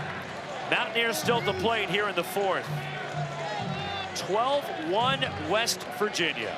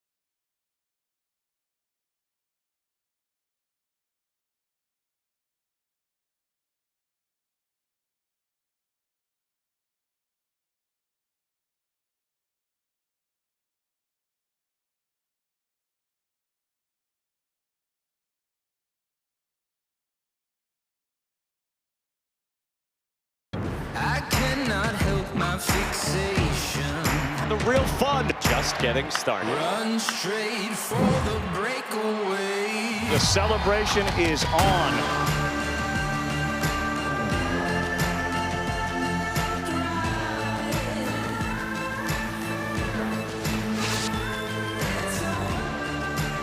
West Virginia sprinting toward their first appearance at the College World Series.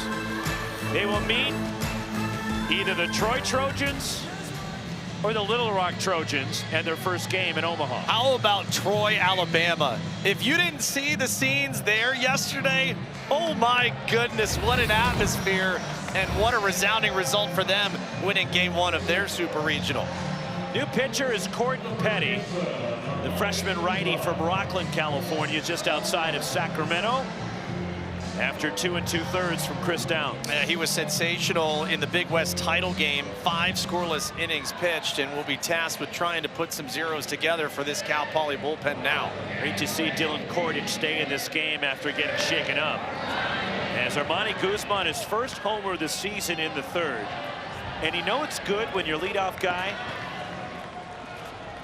is up for the 4th consecutive inning. Yeah. And you're in the 4th. Yeah. Runner goes. Throw to second offline for Ryan Taman. Another steal. Tyrus Hall takes second base. 6th stolen base for the Mountaineers. Now Guzman, his first homer of the season, just piling on. And the dismount after hitting it into his West Virginia bullpen mates area. That would make it 9-1. Now 12-1 Mountaineers. 3-0 the count on Guzman. Petty a 4.6 ERA. 4-2 with a save this year.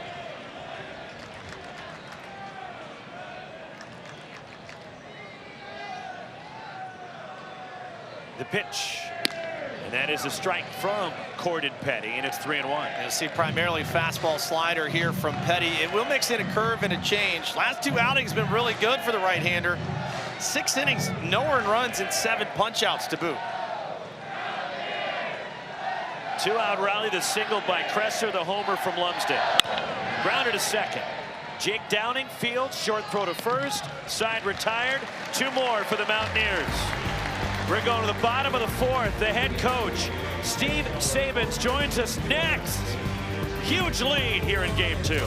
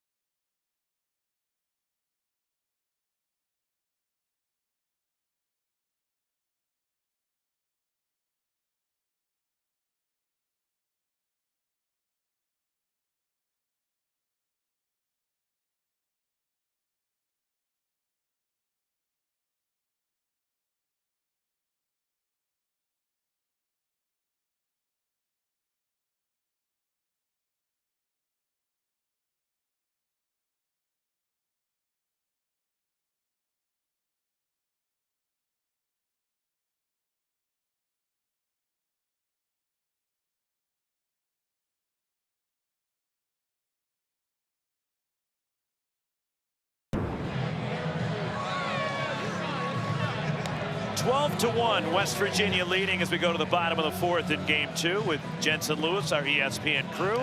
Roxy Bernstein joined by Steve Sabins, the head coach for the Mountaineers, and the approach and the aggressiveness from your team. It's been consistent all year. That mindset, what have you seen from your guys all season?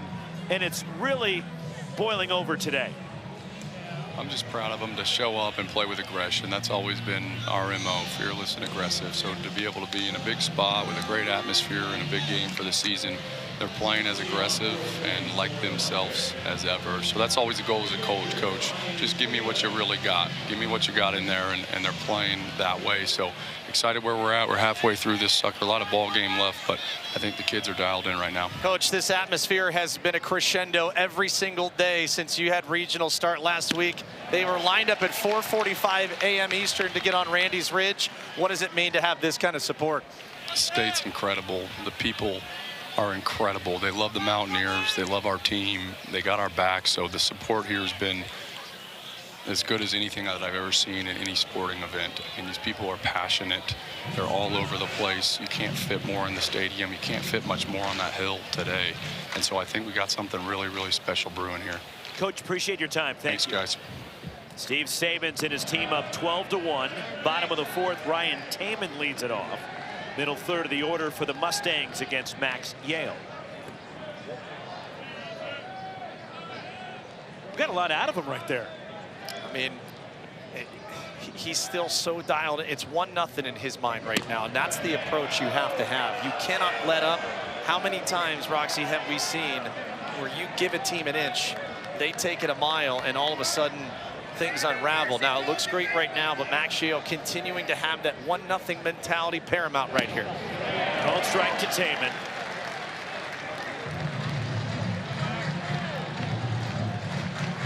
And a full count on Taman here, leading off the home fourth.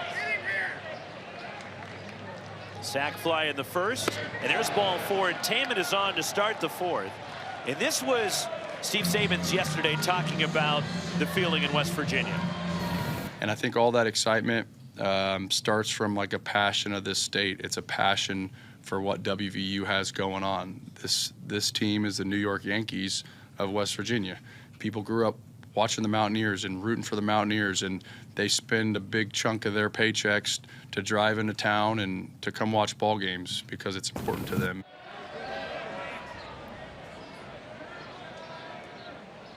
That was Steve Sabins when asked about the environment surrounding ball games here in Morgantown.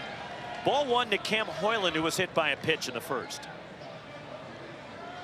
Think about him, second year as head coach, succeeding Randy Mazey, mentor, friend, neighbor. These guys continue to talk every day. It was hysterical asking Steve Sabins of, how much does Coach Mazey still kind of say, like, hey, would you do this? Would you do that? He goes, no, we're so close that he already is thinking the things that I'm thinking. Kind of an unspoken answering each other's thoughts there about how to make adjustments, mentality shifts, things of that nature. And boy, what a mentorship for one of the greats to ever do it. There's Coach. 1-2. Defensive swing, Cam Hoyland strikes out the fourth for Max Yale, 1 away. And a lot of coaches might be a little apprehensive and nervous with a legendary figure hovering over their shoulder, but it hasn't been that way here. It's never been that way. And you know, for him, he watched Max Yale just continue to try and accumulate outs here, up 12-1. You see Steve Sabins loving what he's seeing from his Big 12 pitcher of the year. Casey Murray Jr., he takes ball 1. He struck out of the first. In case you're wondering, only one team has overcome a deficit of 8 or more runs in a super regional. Called strike to Murray. That came in Eugene, Oregon in 2023. Oregon trailed Oral Roberts 8-0 and won it on a walk-off single 9-8. I was there at PK Park. I was just going to say, just pointing that out. Did you see it with your own eyes? I did. Sounds like you have a good recollection of that one. Oral Roberts did win that super regional, by the way. Well, the work cut out for Cal Poly's offense for sure. Grounder to short. Matt Ines flips. Brody Kresser the turn. 2 double play. Taylor made for Max Yale.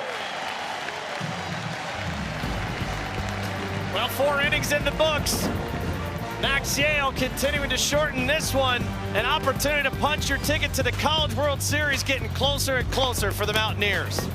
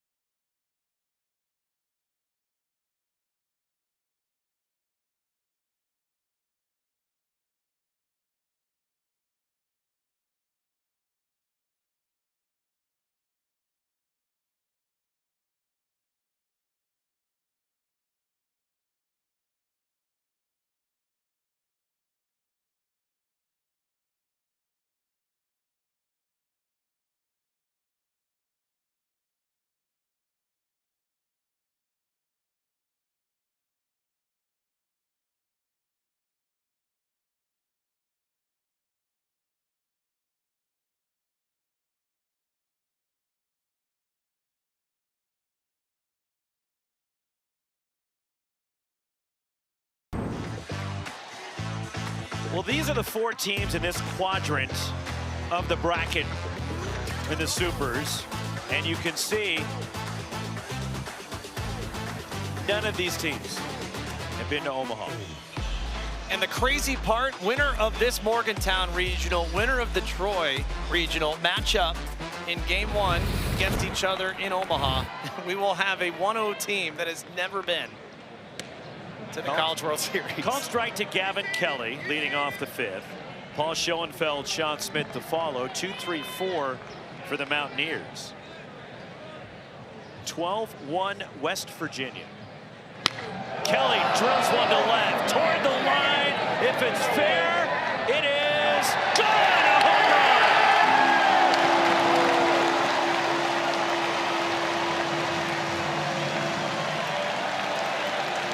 Fifth for West Virginia, number 17 for Gavin Kelly.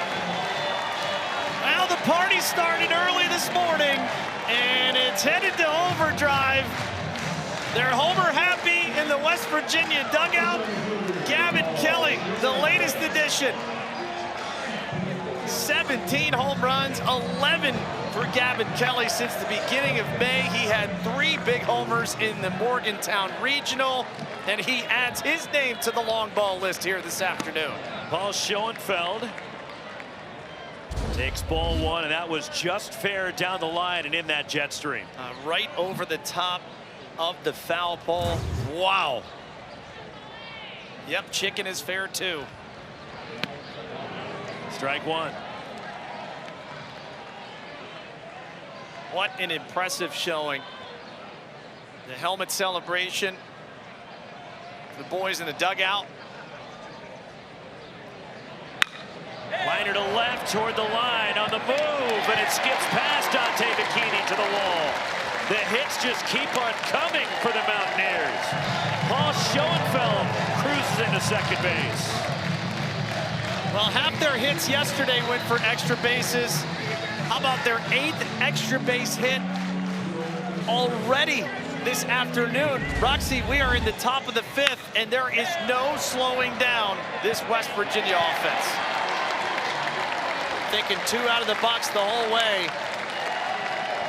And the route is on in Morgantown. It's funny when I hear the bars of Money for Nothing on the homer that they play over the PA here. With the 5 home runs they have hit already in this game. Sean Smith, did he go? Yes, it's a strike. Running inside with a fastball was Petty. But it has me thinking the Cal Poly alum, Weird Al Yankovic, All right. did a parody of Money for Nothing based on the Beverly Hillbillies. Look at you. That's a great pull. 1 strike pitch. 1-1. Yeah, Weird Al, a Cal Poly alum. If Weird Al and John Denver walked into a room together, what would that look like?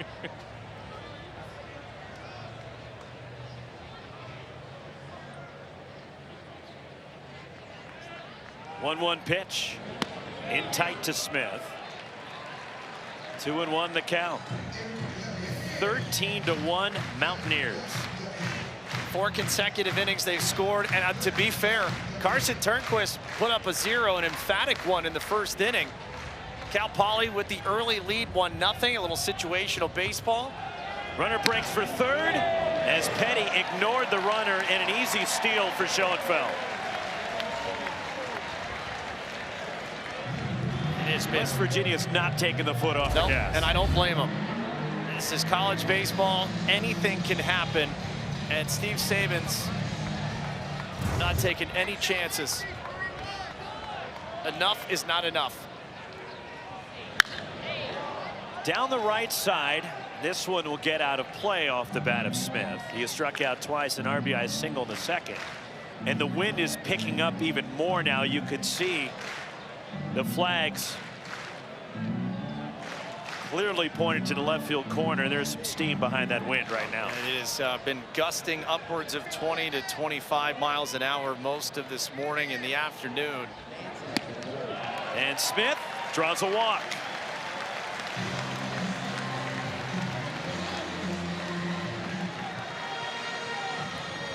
Now, despite the weather conditions, you would think that both teams, obviously having the aid of the wind blowing to left, would be able to utilize it similarly. It has been one-sided decidedly. 5 homers, majority of those being fueled by those gusting winds to left center. And just the full tie-in with Weird Al Yankovic, this is no joke. He has a concert in the state of West Virginia tonight. I am not kidding. Amazing.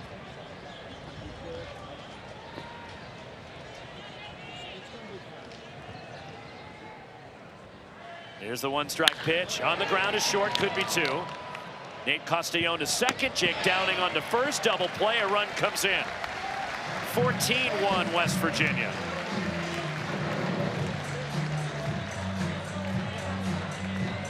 Anyway, anyhow, and won't get credit for the RBI with the double play, but you'll take the run column continuing to accelerate. 14 runs after 12 runs yesterday for West Virginia, and it was emphatic early and often. They put it away after the grand slam. Tyrus Hall, his first of his career. And it has been 2 haymakers in the second and third inning. 10 of the 14 runs scored in those frames. Cal Poly cannot find anybody to stop the bleeding. It is his boulder that is picking up steam and rolling downhill, and right now it's squashing the Mustangs.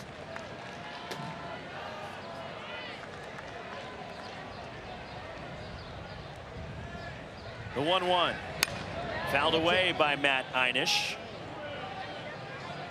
And you thought the way the first inning went today, Carson Turnquist comes out, lighting the radar gun up, 96, 97 in the first inning, puts up a 0, and a run for Cal Poly in the bottom of the first, and you're going, okay, we might have a series here.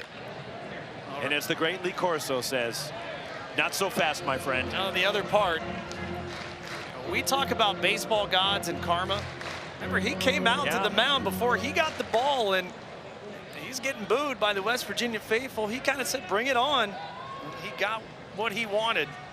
It was loud noises from the second inning on. Popped up near the third base dugout. Alejandro Garza handles it, and the side is retired. 2 more for the Mountaineers.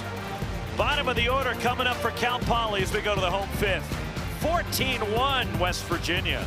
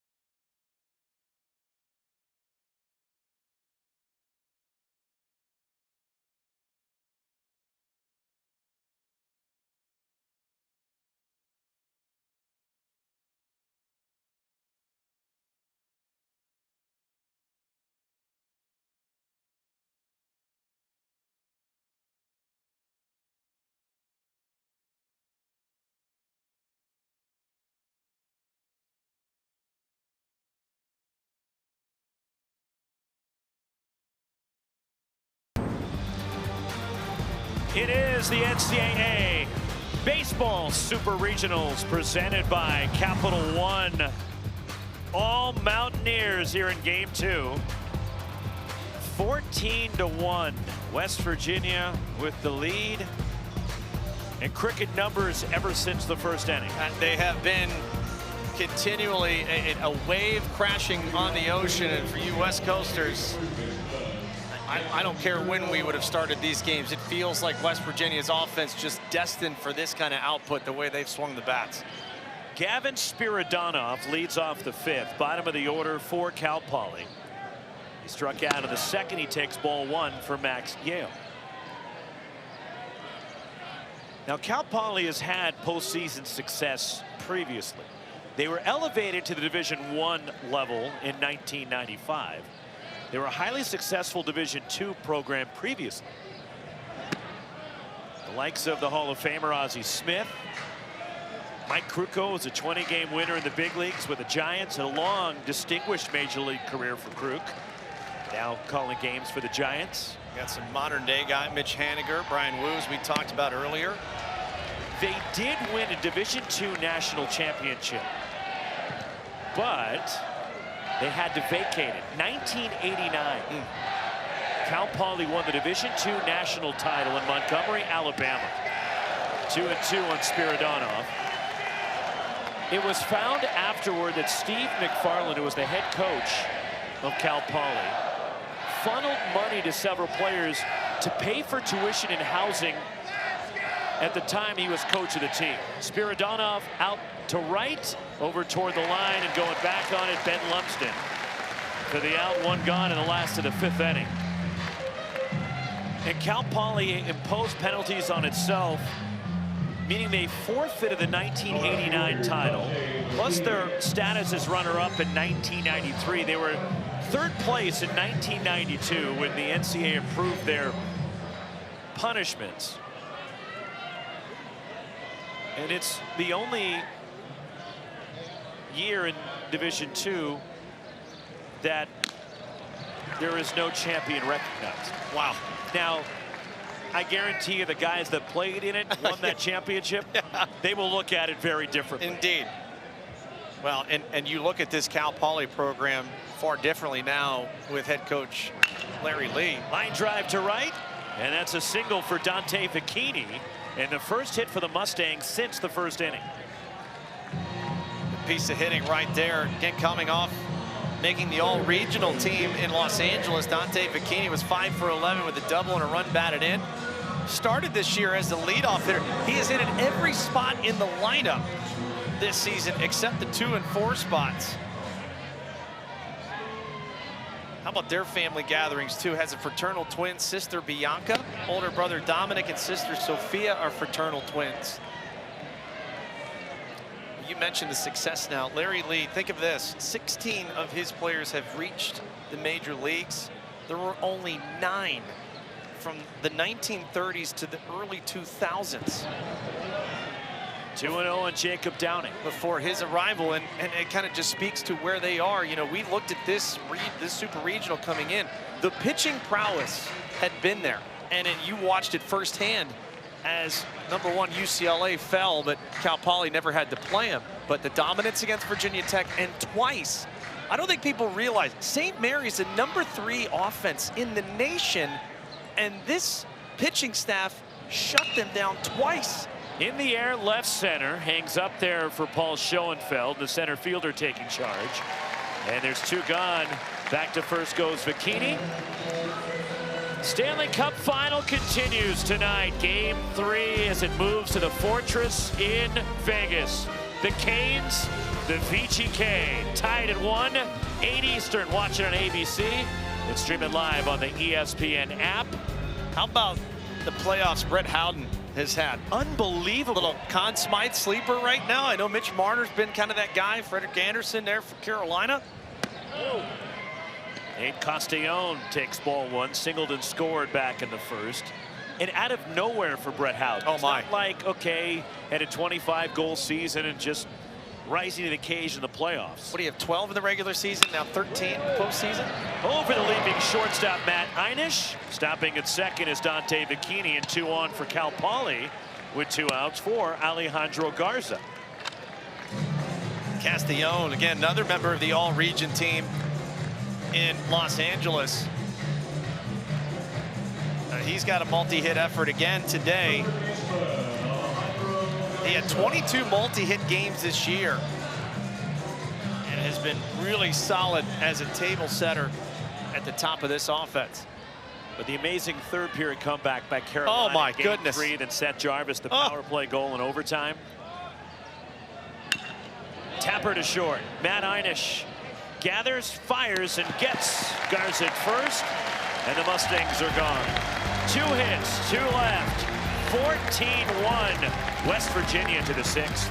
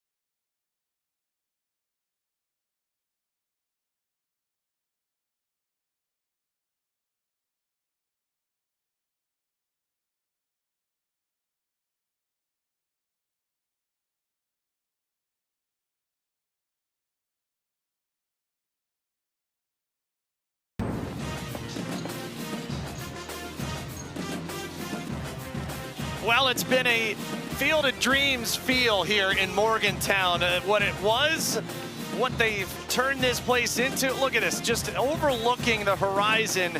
And it was Randy Mazey who had a blueprint not only for the ball club, but also for what eventually you've feasted your eyes on here, not only in the regional round, but now the first ever super regional held here in Morgantown. It is a distinct home field advantage for the Mountaineer faithful. The electricity inside, outside this ballpark, around town. It is deafening here at Kendrick Family Ballpark and Wagner Field. And the Mountaineers leading at 14-1. Bottom of the order in the 6th. Brody Kresser scored 3 runs today, a couple of singles and a walk. Turns out of the way of that Corden Petty pitch. Activity in the bullpen continuing for Cal Poly. And Kresser, again, another one of those transfers a couple of years ago that had made an impact, had to fill in for budding superstar of the St. Louis Cardinals, J.J. Weatherholt at shortstop back in 2024, slid back to second base and started last year at short.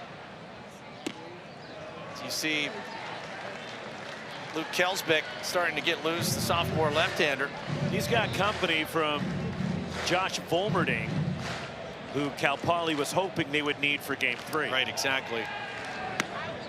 And it's a leadoff walk, and Kresser is aboard for the 4th consecutive inning. Second walk today for Brody Kresser. Well, about as good as you could hope if you are a West Virginia fan. Offensively yesterday, out early, putting it away. How about the Super Regional to this moment? 26 runs. The last 2 years, Roxy, at 4 games, a total of 21 runs in Chapel Hill and Baton Rouge. And they were on the brink of elimination last Sunday night at the hands of Kentucky. Ben Lumsden has homered twice in the game. In that rally in the 9th inning against the Wildcats Sunday night. I'm telling you, I feel like we've seen a lot in our baseball lives when Kentucky, who was the home team, hit back-to-back homers. It was Jace Tarnish and Tyler Bell. They have the runner hung up as Ryan Taman skips it down to second and back to first. Getting back is Brody Kresser. And trouble with the throw is Nate Castellón, the shortstop for Cal Poly. Well, probably smart right there to keep it in front of you in second base. No harm done here. Would have loved to have taken that out. Again, the throw is low. A good scoop here by Taman. Just needed to deliver it better. And Kresser back to first. Into right, and a single for Lumsden. Stumbling around second, and Brody Kresser gets back to the bag as he lost his footing rounding the bag. Well, Ben Lumsden continues to be a force at the bottom, but Brody Kresser kind of blows a tire coming around, hits the top of the base awkwardly, and that kind of upsets his momentum, rounding second, trying to head to third, alertly comes back to second. But how about the smooth operator, Ben Lumsden? Have a day, big fella. 3 for 4 for the senior. Now it's Tyrus Hall for West Virginia, the 9-hitter, and he takes a strike from Corden Petty. And again, to kind of pay off that comeback you talked about on Sunday. So it was Tarnish and Bell. That would move the lead to 3. And it was a routine ground ball to start the top of the 9th to the freshman Caden Clark there, or Caden Cloud, excuse me, at third. Goes under him, and you could, Roxy, I swear you could feel this whole place just go, oh, okay, here we go. And then it was history after that. And sometimes that's all you need to get a start. Just find a way to get somebody on, and when you give a good team extra outs, you always seem to pay for it. And that rivalry too, and it went for Kentucky too. I mean, they were crooked numbers, no lead was safe. But the final act there with Paul Schoenfeld going deep into the night for a homer that will be talked about for decades in this state. Gave them the lead, forced Game 7 on Monday, and then about as good a finish as you could have in college baseball with the walk-off. Toward the right field corner and slicing, a long run, and it's foul as Dylan Kordich went chasing after it. And it's 2-2 on Tyrus Hall. But down 9-6 going to the top of the 9th. West Virginia was the visiting team in that game. And they scored 5 runs, highlighted by the Schoenfeld homer. And then forced the winner-take-all. Monday night, Game 7, they had a 5-1 lead. Kentucky scored 4 to tie it.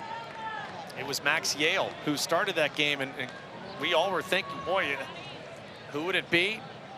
Couldn't get out of the first on Saturday in his start. Ends up pitching 5 of the biggest innings of his career. Back to the mound. To second goes Petty, on to first, and the throw from Castellón not in time. They do force Ben Lumsden at second. Runners to the corners, 1 out as we go back to the top of the Mountaineers order and Armani Guzman. And here comes Larry Lee out of the third base dugout.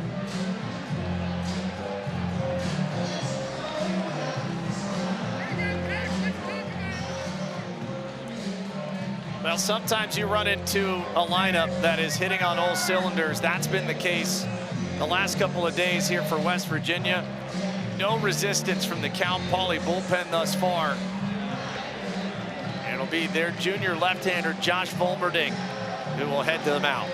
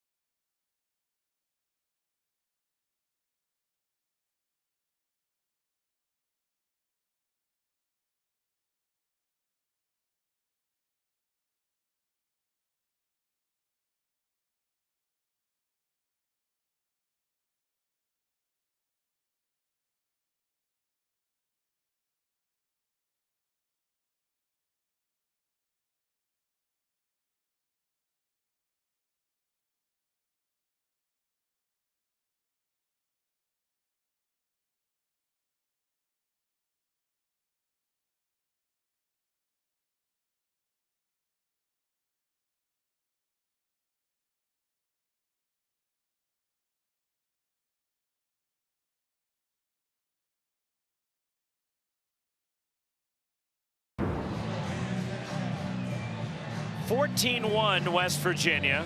Fourth pitcher for Cal Poly. As Larry Lee goes to the bullpen as we look at the bracket. And West Virginia moving closer to punching their ticket and going to the College World Series for the first time. And they'll be matched up with the Troy Little Rock Super Regional winner in Omaha. And USC stunning North Carolina in Game 1 in Chapel Hill. And then on the other side, where all the Game 1s are today. Kansas and Oklahoma, of course, KU, the Big 12 champs, a game in front of West Virginia. And I'm really looking forward to seeing Texas and Oregon tonight. Mark Wasikowski's team, the Oregon Ducks, taking on the #6 national seed Texas. How about Georgia? If you like homers and runs, well, we've had plenty here. How about 13-12 in Athens? Bottom 8. Just ridiculousness. Feed the trees there in Foley Field. So here's your unique tie-in, by the way, as I mentioned, Mark Wasikowski. The 3 West Coast coaches that are still in the tournament, USC, Cal Poly, and Oregon. As Josh Volberding on the mound for Cal Poly, 1 out, runners to the corners. Here is Armani Guzman, his first homer of the season in the 3rd. And he takes ball 1 for the big lefty Volberding, who can bring it. He'll top out around 95. All 3 of those coaches, Andy Stankiewicz at USC, Mark Wasikowski at Oregon, and Larry Lee at Cal Poly, all played at Pepperdine. It's the one place I wish I would have taken an official visit. Where you could literally see the Pacific Ocean from their ballpark on campus. Baseball in Malibu sounds like a fun time. Yeah, it's pretty good.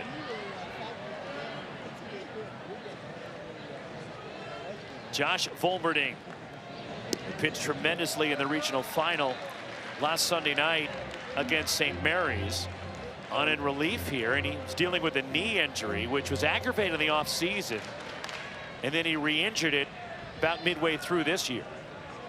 And they've eased him back and lengthened him out as the season has gone on. Called strike, top of the zone to Guzman.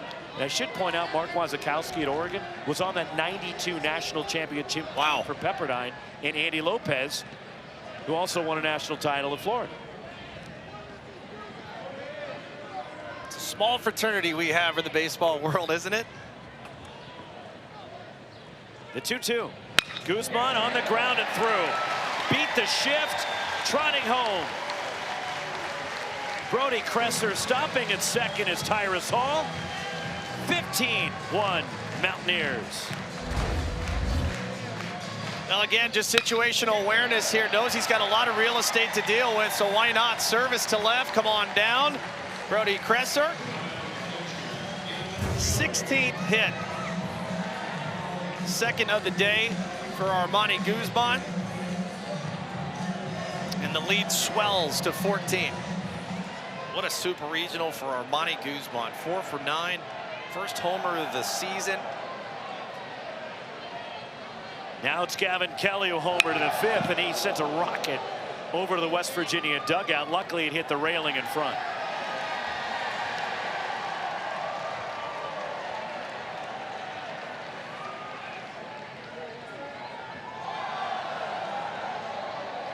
Well, you get crowds like this who are into the wave right now.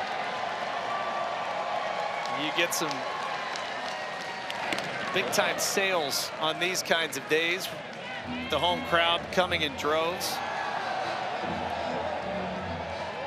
Gotta believe souvenir sales have been pretty good here.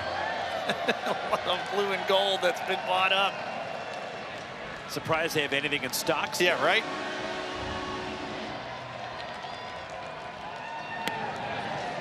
Missed inside to Kelly.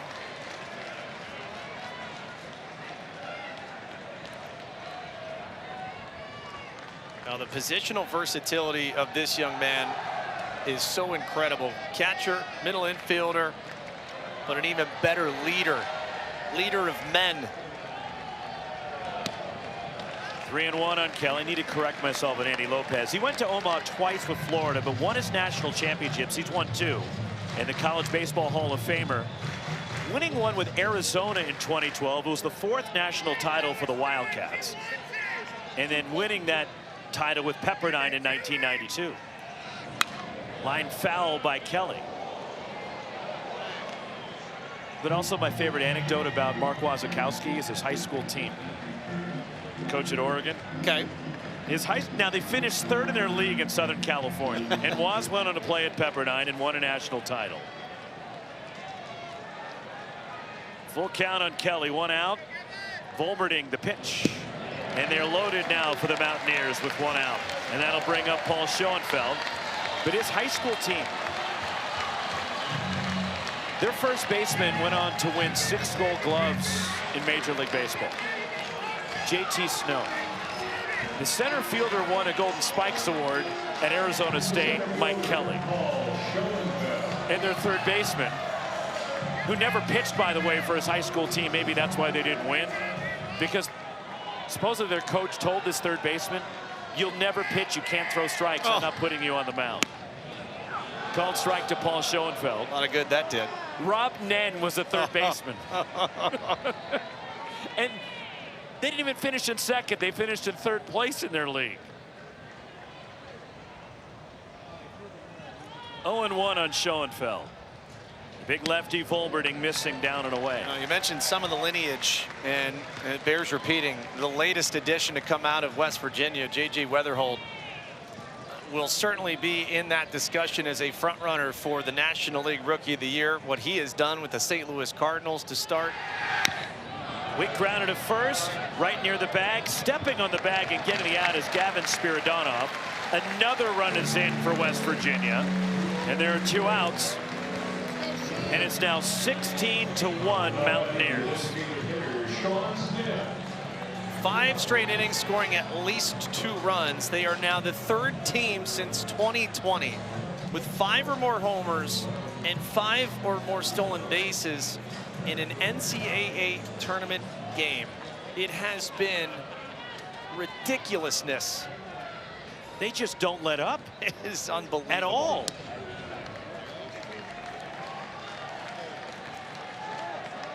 Well, this program has been knocking on the door the last couple of years. 3rd straight year in a super regional. First time they've hosted it here at Morgantown.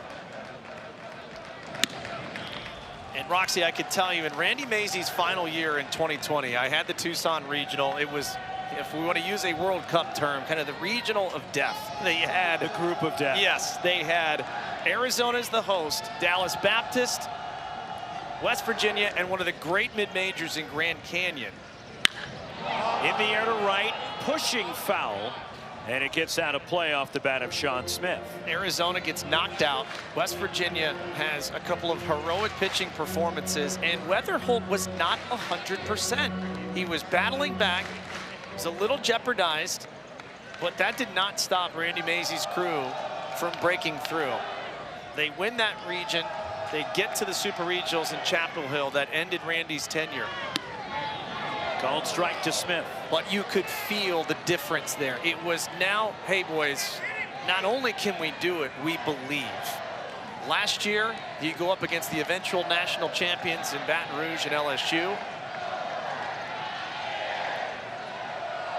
2-2. Called strike 3, and Volberding gets the strikeout. Side retired. 2 more for West Virginia. 16-1 Mountaineers, heart of the order coming up for Cal Poly.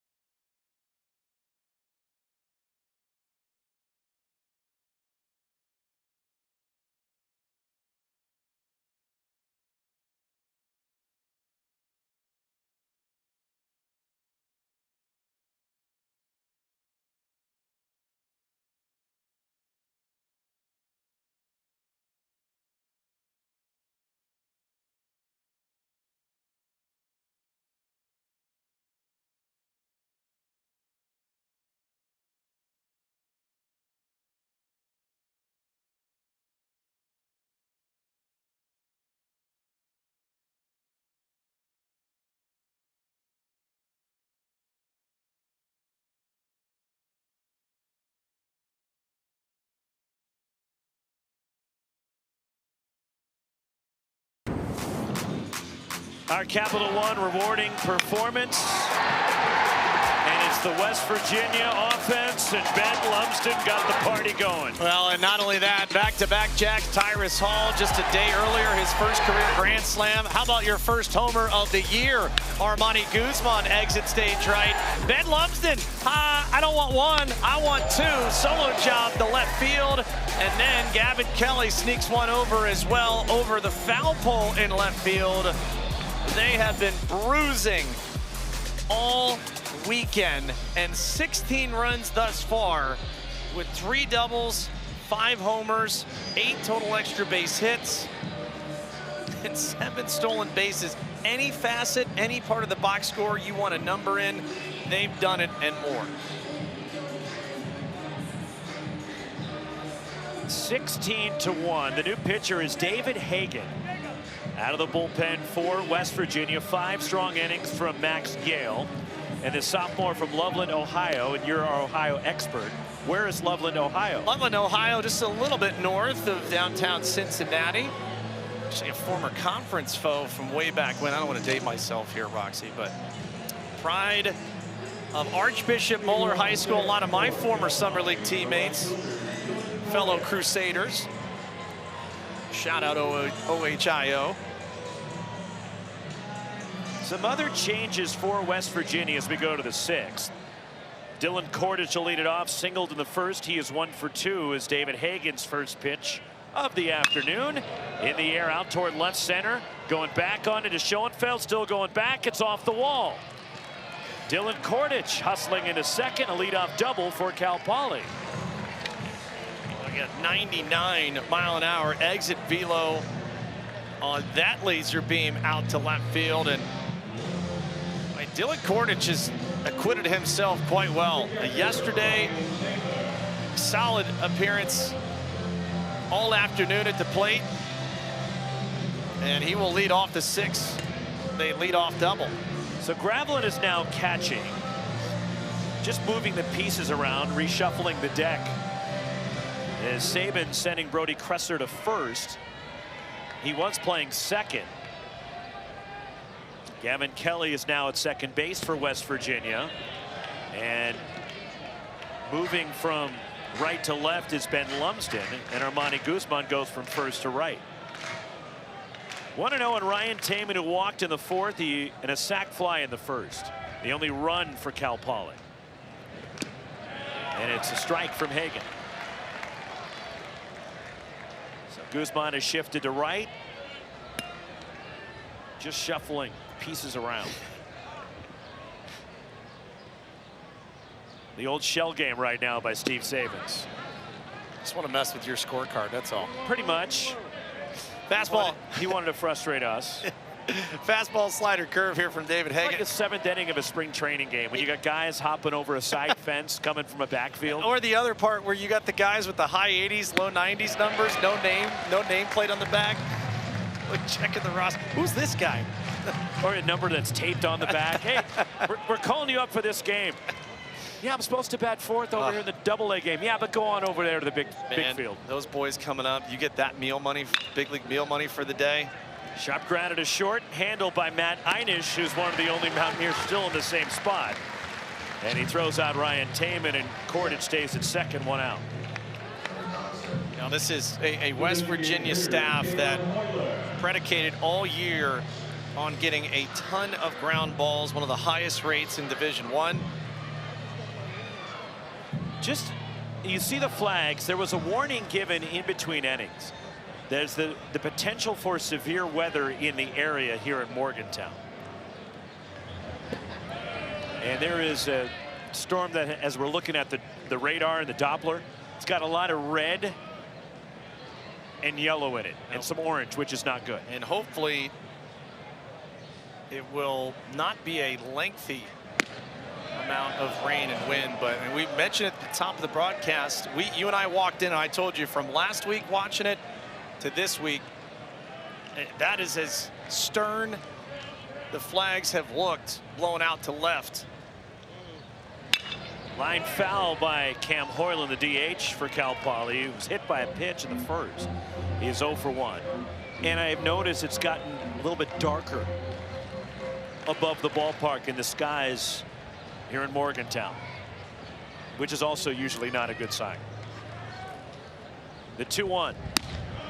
3-1 on Hoyland. You can even see the ripples in the shirt of the plate umpire, Steve Mattingly, right now. That's how significant the wind is kicking up. And a jet stream out to the left field corner. 3-1 to Hoyland. Swing and a miss. And a full count.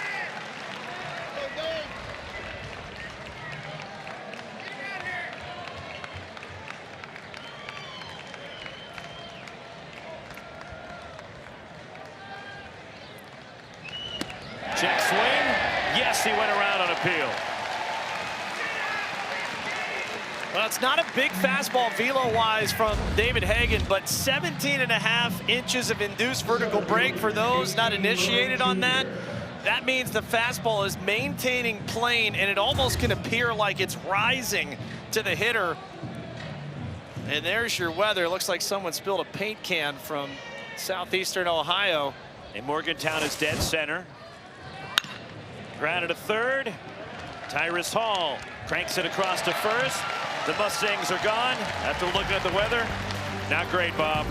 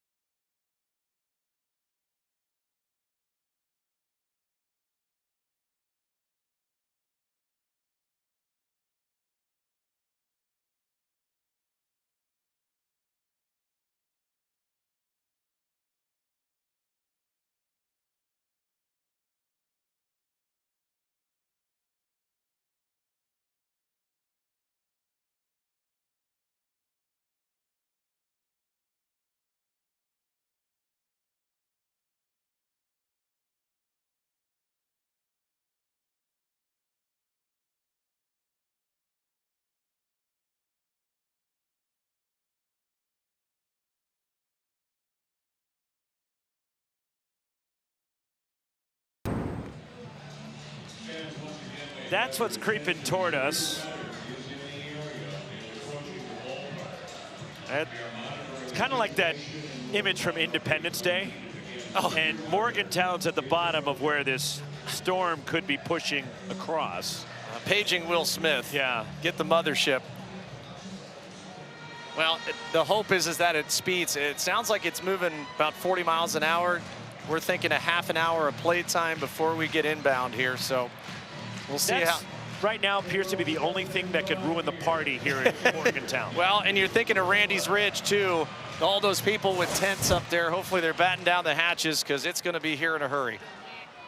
Matthew Gravlin leads off the 7th against Josh Volmerding on the mound for Cal Poly. And there's a foul back by Gravlin. And this offensive explosion started with him. In the top of the second, 1-0 Cal Poly. And a bloop double to right, which was challenged unsuccessfully by Larry Lee if it was fair or foul. It landed on the line behind first. And that's the floodgates open for the Mountaineers, and they haven't stopped. 7 in the second, 3 in the third, 2 runs in each the 4th, 5th, and 6th innings. And remember yesterday, if you joined us, it was a 3-run homer by Sean Smith, the big blow early for the 3-0 lead. Grand slam by Tyrus Hall in the 4th.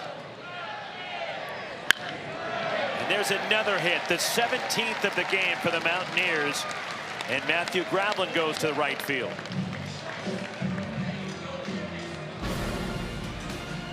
So leadoff base runner. Mariners Orioles coming up this Thursday at 7 Eastern from Camden Yards. Catch it on ESPN. You can also stream the game on the ESPN app. Boy, how good. Mariners might be putting it together I finally. just was saying, they look like that team. And now with the Aaron Judge injury for the Yankees, are the Mariners the team to beat in the American League? It feels like it's getting to be that point. We kept waiting for them. They stalled the first month and a half, 2 months of the year. They had some injuries. Cal Raleigh's been on the injured list. Julio Rodriguez wasn't really being Julio yet. Right. Josh Naylor was off to a slow start. But they're pitching. They have so much pitching in Seattle with, of course, Brian Wu, the former Cal Poly Mustang. Logan Gilbert, George Kirby. The All-Stage veteran Luis Castillo still doing it as well. One of the most vaunted bullpens, Andres Munoz. Castillo had a rough start too for the Mariners. Jammed in a bloop near second. Charging it. Nate Castellón has no play. And now breaking for third, and he'll get there is Gravelin. Taking advantage in the extra 90 feet for Gravelin. Just heads up baseball, right? Anticipating that if that ball kind of squirts by Castellón, and you can kind of see where everyone fell asleep on the infield a little bit. This had funny spin, awkwardly off of the bat of Einish, and right under the glove, and kind of see him give up on it. Gravelin did not stop.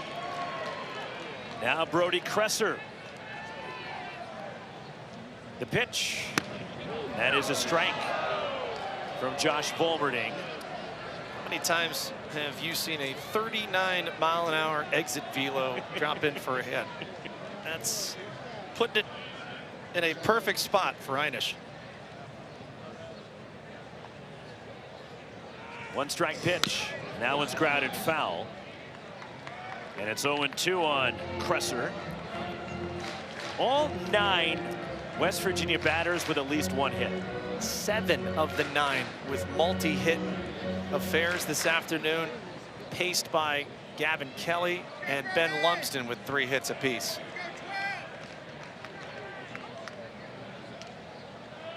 Here's the pitch.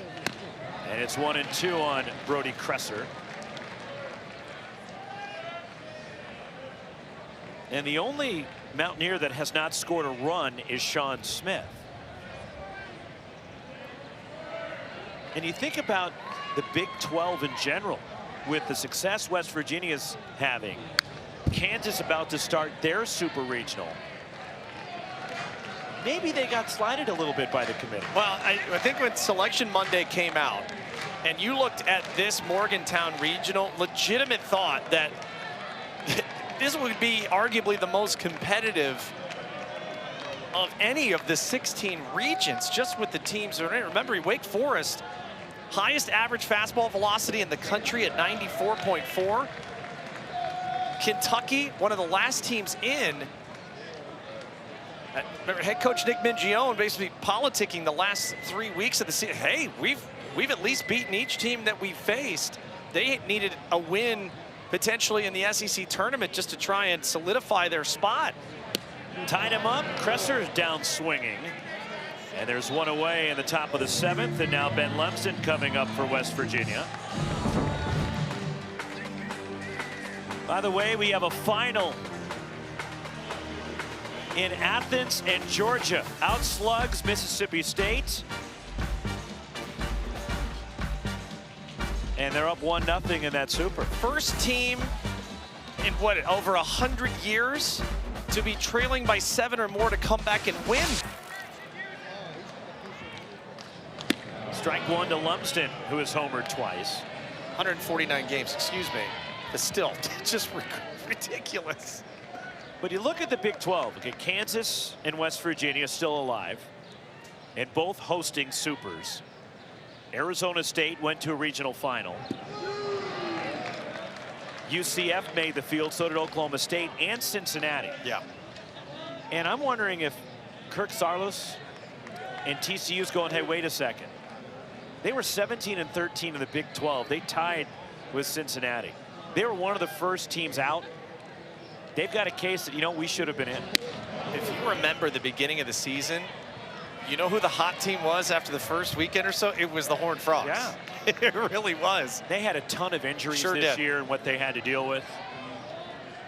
And selfishly, I'm a little disappointed they didn't get in. It's Volmerding the 1-2 to Lumsden. Runner goes from first. He went around, throw to second, now back to the plate. And the second time West Virginia has pulled off that double steal today with a run scored. 17-1.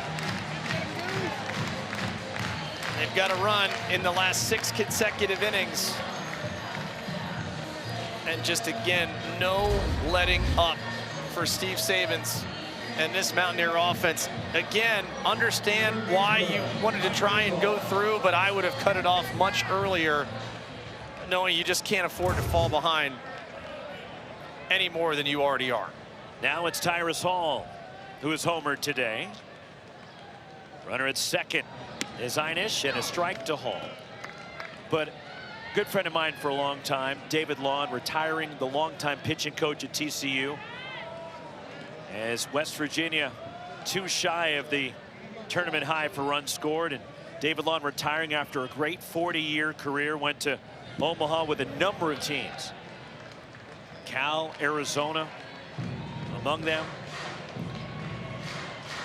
And their fate was sealed. They didn't get in. And then selfishly, my daughter's a freshman at TCU, so I also have Rooting a little bit interest. yeah. A little invested with TCU. The 1-1. 2-1 the count.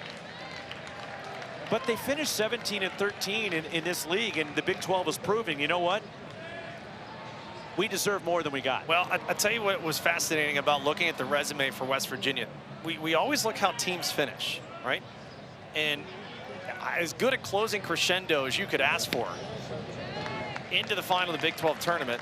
Okay, no harm, no foul of not winning that. But you got the sense that if you were going to be playing a certain way, you wanted to be the way that West Virginia was playing headed into their regional.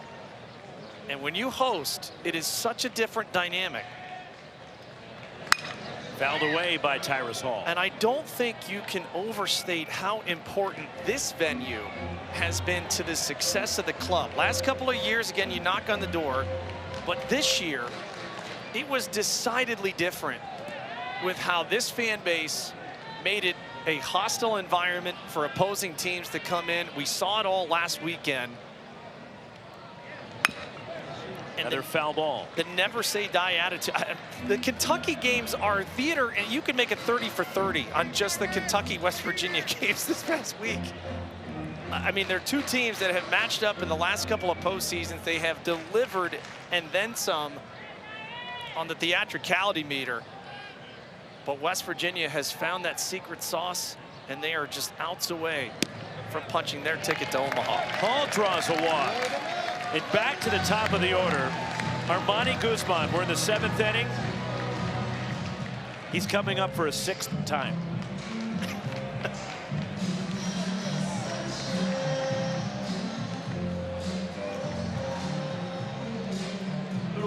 Well, he's been the igniter, and a guy that got his first homer of the year with this swing. Just a majestic blast into the Mountaineer bullpen. That would make it 9-1 in the 3rd, and you kind of felt at that point that that might have been the eliminating swing for Cal Poly. Strike one from Volmerding. So final in Athens, by the way, 13-12, Georgia with the win. There is mom, proud mom, I should say. Might have been one of the best post-game interviews we've had all year. Line foul by Guzman. We were getting ready to sign off. I personally thought your best work was during Country Roads. But that's just me. I appreciate you saying that. And I'm sure the West Virginia faithful felt the same, but Tom Hart never sounded better, by the way. oh, Tom, if you heard. By the way, Stefanos was great again, Tom. Great recommendation. We appreciate it. But yeah, the shout out from Armani to his mom over the dugout and that post-game interview, that's what it's all about. 1-2 the count on Guzman. A kid from New York comes to West Virginia, puts on the headset after dramatically walking off Kentucky to punch your ticket to the Super Regional and in unison singing Country Roads. As good as it gets. Fouled back. I think everybody's warming up right now to be full throat by the time they do sing Country Roads. They may stand through the rain and the wind to do it. They may hide for a bit, but they'll be back. Yeah, they will. Trust me, they'll be back.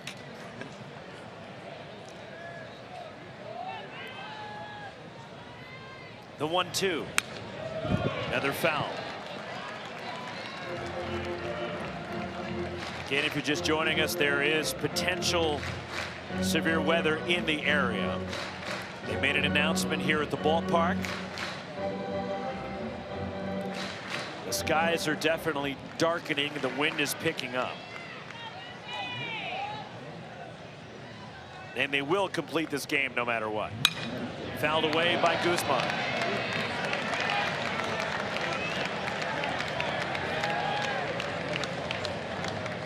I don't know if you can ask anything more the last 2 days if you're a Mountaineer fan of what this team has put in front of you. If you are looking at momentum, if you're looking at storylines, that team of destiny feel, boy, it feels like it is synonymous with this West Virginia group. Bolberding's 1-2 in the air, center field, playable for Casey Murray Jr. And he'll make the catch to retire the side. Another run for West Virginia. Stretching in Morgantown, 17-1. Cal Poly trails West Virginia.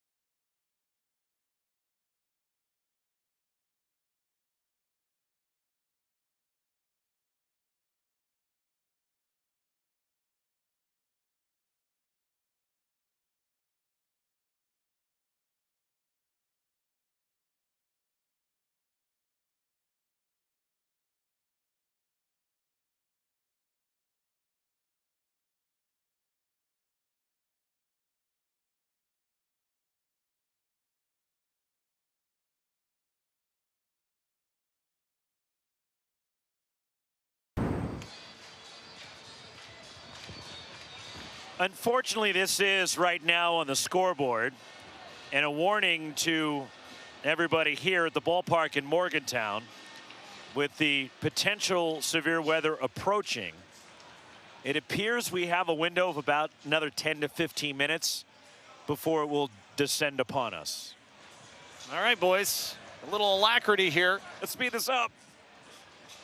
Pinch hitter for Cal Poly, batting for Gavin Spiridonov. To lead off the bottom of the 7th for the Mustangs. Antonio Castro will pinch hit.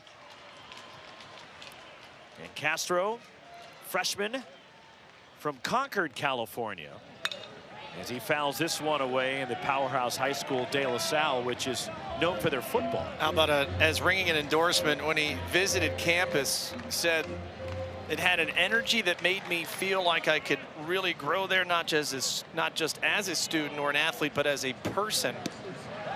You mentioned the prowess and the pedigree where he came from in his high school days. Pretty great get here for Cal Poly. 0-2 on Antonio Castro. Pitch in the air to right, going back to right center, playable on the move. And Guzman able to run it down for West Virginia. Actually, that's the new right field. No, it is Guzman making the catch in right. And there's one out.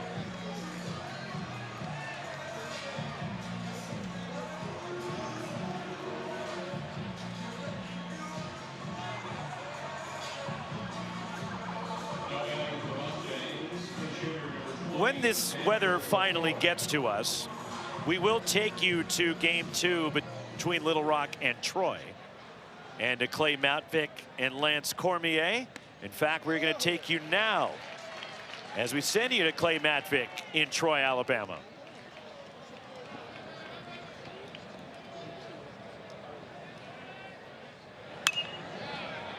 Fouled away, a pinch hitter for Cal Poly.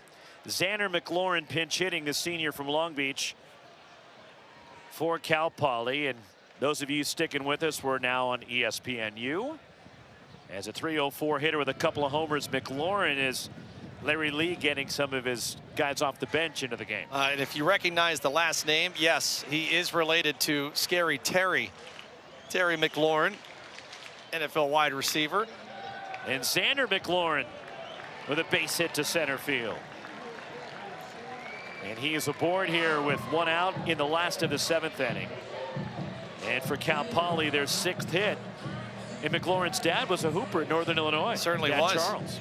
Primary pinch hitter Xander McLaurin is for Cal Poly. That makes him 9 for 21 coming off the bench. Another pinch hitter for Cal Poly. Here is Braxton Thomas. 1 out, a runner at first, and just to add to that spring training feel. Well, he led all of California in homers and top 5 in slug percentage as well as RBI as a high school senior. Rolls 1 to third, Tyrus Hall to second. Kelly the turn, around the horn, 2 double play. Nicely turned by the Mountaineers. Through 7, 17-1 West Virginia.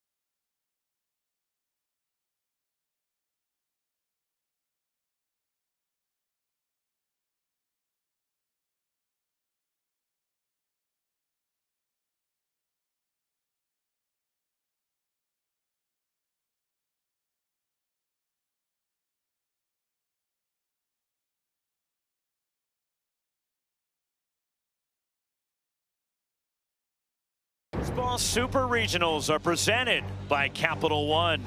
What's in your wallet? Nothing. Well, these West Virginia fans probably still in there after all the money they spent at the concession stands here this weekend in the Souvenirs.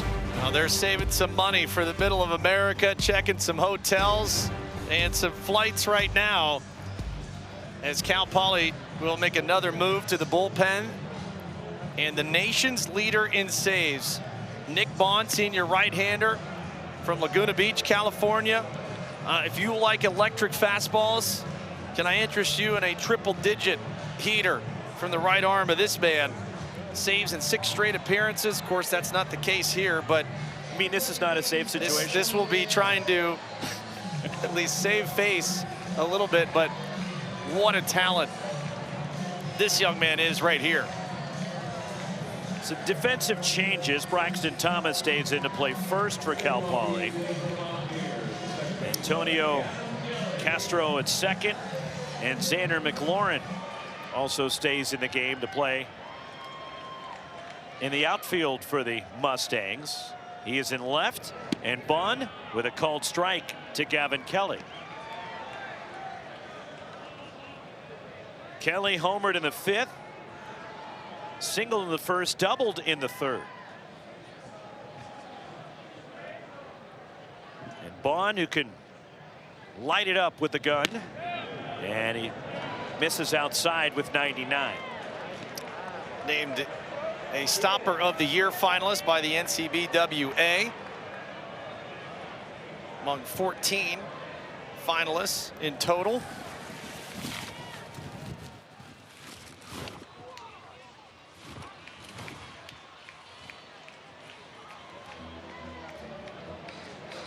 And due to the weather that's coming, our camera men and women are going to have to relocate, as there's lightning within 8 miles of the ballpark, and of course safety first, as you would expect. And so our cameras will be unmanned with the storm approaching here as we continue play, and they're going to try to play as long as they can before halting play. Nick Bond, the 2-2 on the way. And a fastball and one bounce to short. Speared by Nate Castellon. Throws to first, one out. 98 there from Bond. And it's remarkable when you watch Bond pitch how much torque he gets on that fastball, considering he is not a big guy. How about the first 2 years at Pepperdine and Dallas Baptist, too? Just a guy that has finally found a home here at Cal Poly, and one of those arms that you could see playing at the next level, no question about it. And Larry Lee didn't necessarily factor in Bond as his closer this year. Strike one as he pumped it by him. 0-1 on Paul Schoenfeld. He was a high school teammate of Griffin Ness, who started yesterday for Cal Poly and was looking for a place to come back to from Dallas Baptist. Didn't go well for him at DBU. And Jensen mentioned his first 2 years at Pepperdine, and his numbers were not great there either. And he got off to a relatively slow start with the Mustangs this year. But then something kicked in, and he has been lights out ever since. And he ran with that closer's job for Cal Poly. It was pretty remarkable to see when you look at just some of the underlying statistics for Nick Bond. Anytime you can get it to triple digits, you're going to catch the eyes of all 30 major league teams, and you would think that he's going to be a force with that kind of arsenal at the next level. Slider in the air to right. Going back on it is Dylan Kordich. He'll make the play shy of the track for out number 2.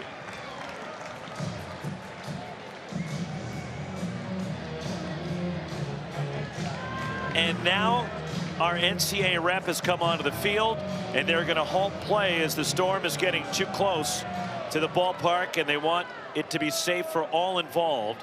And with 2 outs here in the top of the 8th, we have entered a weather delay here in Morgantown. 17-1, West Virginia leading with 2 outs in the 8th. We will keep you updated as the afternoon progresses. But we are in a weather delay with 2 outs in the top of the 8th of Game 2 of this Super Regional, with West Virginia up 17-1. Updates coming, but for now, play is halted here in Morgantown in the top half of the 8th inning. And again, we'll keep you updated as this afternoon progresses. Thank you for your cooperation.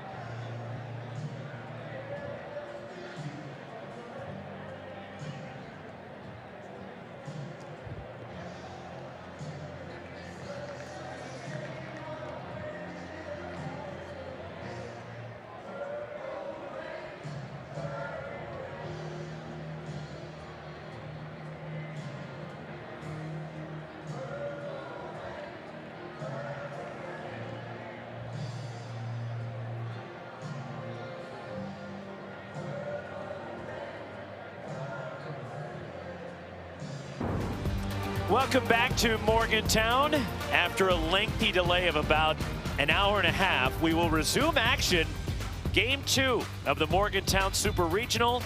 And the Mountaineers up 17-1 in Game 2 after winning Game 1 yesterday with Jensen Lewis and our ESPN crew. Roxy Bernstein with you.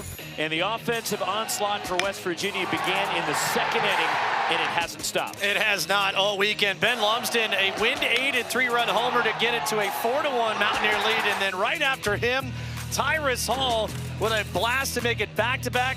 That would extend it to 5-1. And then the third inning, it was more of the same. Armani Guzman, his first home run of the season, deposited into the Mountaineer bullpen. 9-1 Mountaineers at that point. And in the fourth inning, Roxy, just a continuing onslaught. Lumsden gets his second homer of the day.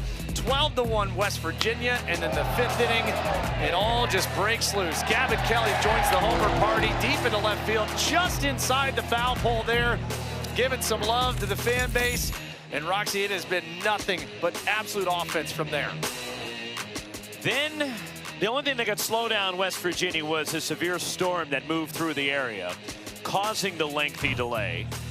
And with heavy gusts, which you can see, and heavy rain. But now we have blue sky. The storm has moved through. And we're going to resume play with Josh Morano on the mound. 2 outs, top of the 8th. Nobody on. And the 6th pitcher for Cal Poly today, and Morano pitching briefly in Game 1 yesterday. Transfer from Arizona last year. Again, one of the more reliable bullpen arms here for head coach Larry Lee. And he will try and get Cal Poly back to the bat rack, down a significant margin here in about the 90-minute layoff. Now West Virginia, it's just delaying what feels like the inevitable here. A win for them, and they will punch their ticket to Omaha. It'll be their first appearance at the College World Series. And for West Virginia, a win today also would give them a new season best win total of 45. As Zahir Barjam pinch hitting, a freshman from the Dominican Republic, here with 2 outs in the top of the 8th, batting for Sean Smith, the DH. Josh Morano, and it's fouled back by Barjam. One of the top prep shortstops in South Carolina, as you mentioned, from the DR, and has usually been in a pinch hit role. He had that effect in the Morgantown Regional. 0-2 the count, swing and a miss. West Virginia, 5 home runs, 18 hits in the game, and 5 home runs, and also 9 stolen bases. 8 extra base hits. It has been just an absolute ridiculous output. Both these games, yesterday and today, it was haymakers from the West Virginia attack. Home runs early and often, and they have made it big deficits for Cal Poly both afternoons. Here's the pitch, and it's 2-2 on Barjam. The 9 stolen bases, by the way, by the Mountaineers today, 1 off an NCAA tournament record. 10 is the record, which has been done 4 times. Here's the ball deep to left field from Barjam. If it's fair, it's gone. It is foul. Took a bite out of somebody's car, it looks like, across the street. Well, for what's left here, and there are plenty of faithful remaining, knowing what is at stake here. This is maybe by a foot, maybe.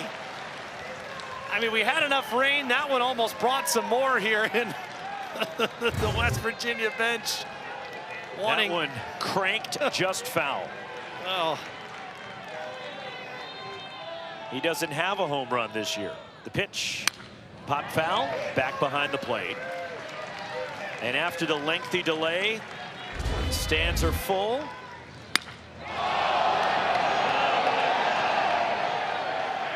He's trying to Carlton Fisk it a little bit, little body English.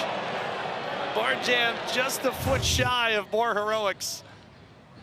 Got him with the changeup, and Barjam strikes out, and the side is retired. That was a long half inning. Yes, it was. And they went 1-2-3. We go to the bottom of the 8th, top of the order for Cal Poly.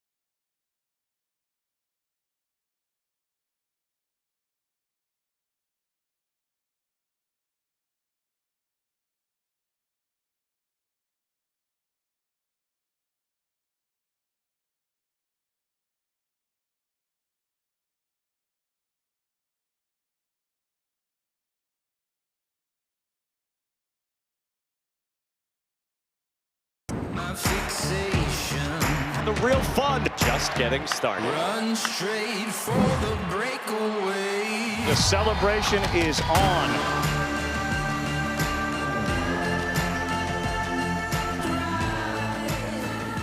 College World Series begins Friday, and West Virginia closing in on their first College World Series appearance. Third straight Super Regional for the Mountaineers, but a chance to break through, and they have dominated Cal Poly this weekend. Ian Korn is the new pitcher for the Mountaineers. And a called strike to Nate Castellón, leading off the bottom of the eighth. A couple of appearances in the Morgantown Regional. It's been kind of a Swiss Army knife. Both the starter, reliever, was pressed into duty, Roxy, for people that did not see the Morgantown Regional when Max Yale could not escape the first inning on Saturday. It was a yeoman's work in relief. Grounded to first, handled. And Brody Kresser skipped to the bag. One out here in the last of the eighth. And Korn was the D2 National Player of the Year a year or so ago, and the resume is pretty good. That is not a misprint. He went to Seton Hill. Yes. Just in case you were wondering. A Division II school up in Pennsylvania. Alejandro Garza, and it's ball one from Ian Korn. Some people might make that mistake, just assuming it's Seton Hall. The autocorrect, if you're not careful on your sheet, that'll get you. Here's the 1-0. Popped up. This is pushing toward foul ground, and does get out of play onto that grassy berm over there.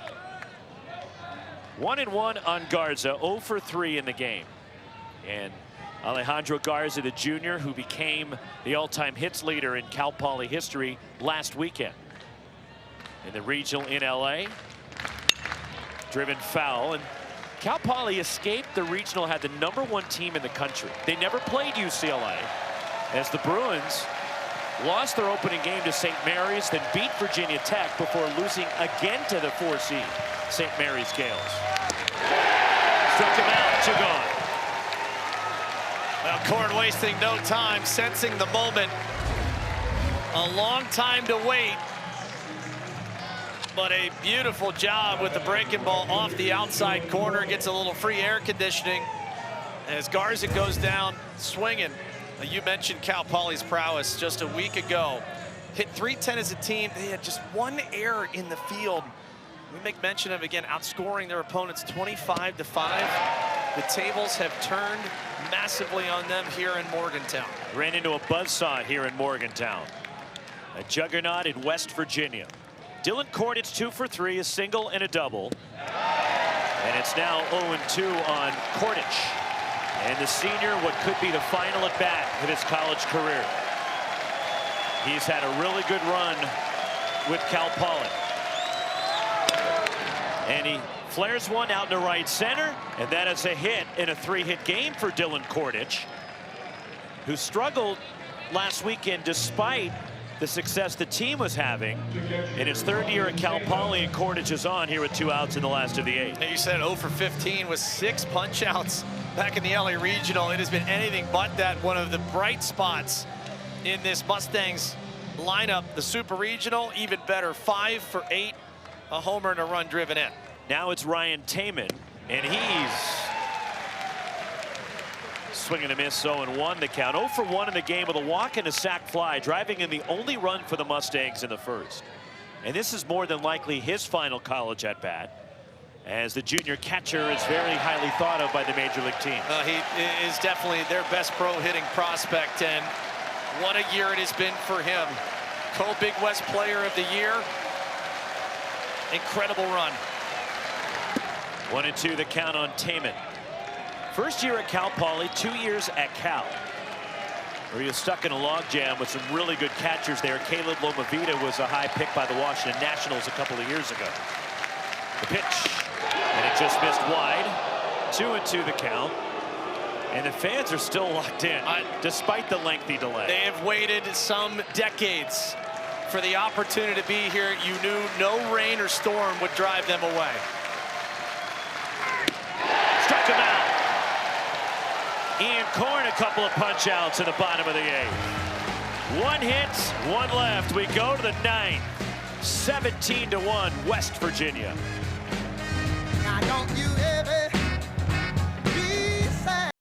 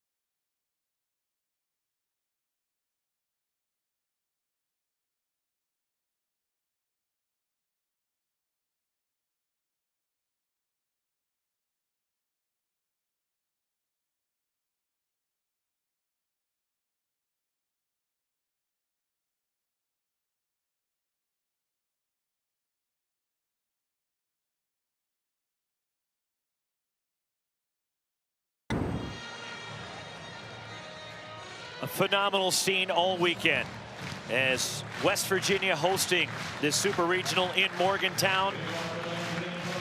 And a moment they've been waiting for a long time in this program. Believe it or not, that was a live raccoon when this game started. Just so you know. I have a feeling those might find their way to the middle of America next weekend. Matthew Gravlin leads off the 9th against Josh Morano.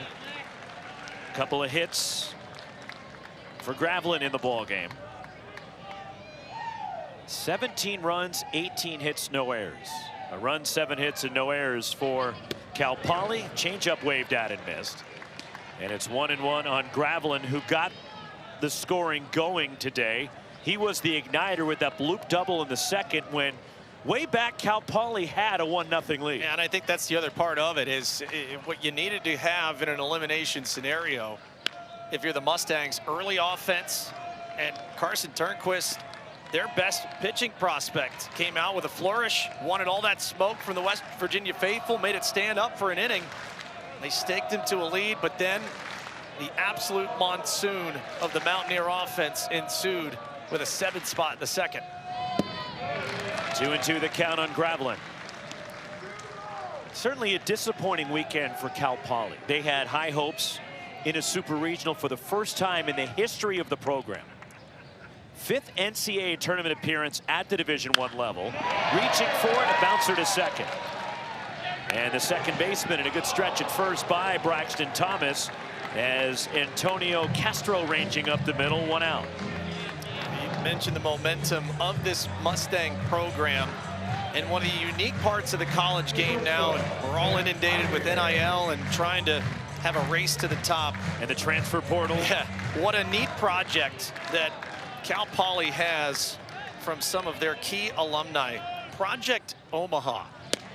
It's a scholarship fundraising campaign to help elevate the Mustang program. They're set to raise $5 million in scholarship funds. A dynamic change to how the team can recruit and retain their talent. As we all know, Roxy, we've seen plenty of mid-major programs where you kind of need the funding, you need some help. And their goal is $10 million in scholarship dollars over 5 years already this year. With those funds raised, about $2.5 million in, and head coach Larry Lee's been able to dip into that fund. It's helped to support some of the incoming players. They have been able to replace their starting catcher, Sunday starter, and closer, all thanks to Project Omaha and what it provides. Breaking ball gets away from Josh Morano as Matt Einish down to first. Here with 1 out in the 9th, and that'll bring up Brody Kresser. But a pinch hitter, though, hitting for Kresser. And this will be Brock Wills to pinch hit. a senior from Holly Springs, North Carolina, transfer from UNC Wilmington.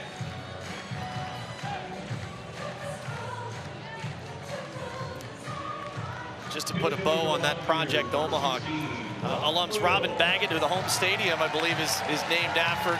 Jason Novi, they head the project. Both were intent on maintaining the success that this program has had, not only with the Big West title, but this NCAA playoff run.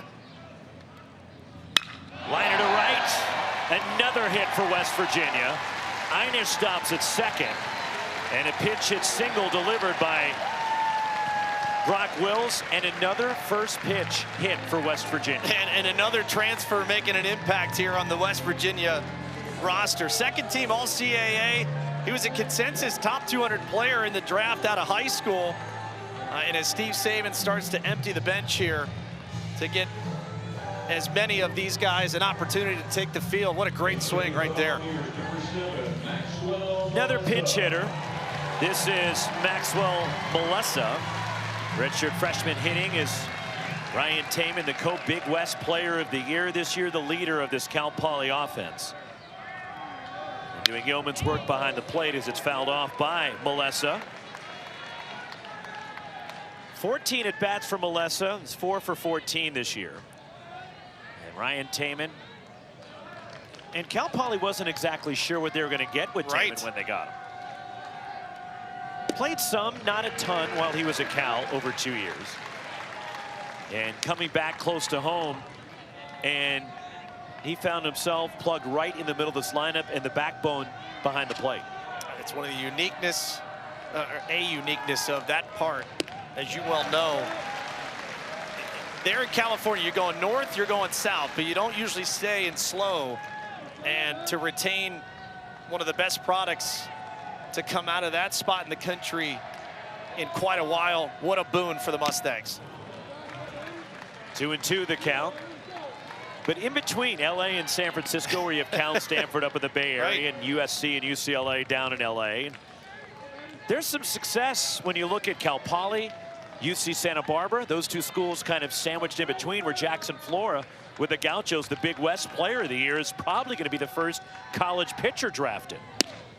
Strike 3 call. Good pitch from Morano on the outside edge. And there's 2 outs here in the ninth. Good fastball, good life from the lefty. And good pitch presentation. Yep, there's going to be a strike either way. And 2 down here for Cal Poly. Now it's Tyrus Hall. But a Cal Poly team, 39 wins, back-to-back Big West tournament championships. And the Big West bringing the tournament back last year. And Cal Poly's won them both. Flared to right, over toward the line. Dylan Kordich will get there to make the catch, and the side is retired. 1 hit, 2 left. Dylan Kordich and Cal Poly. Just 3 outs left in their season.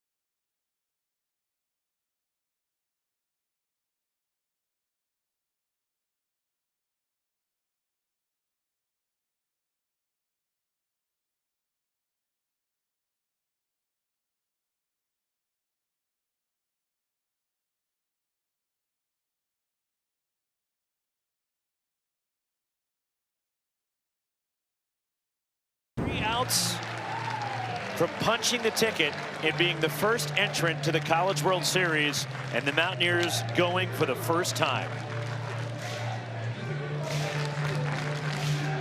You dream of it in fall ball.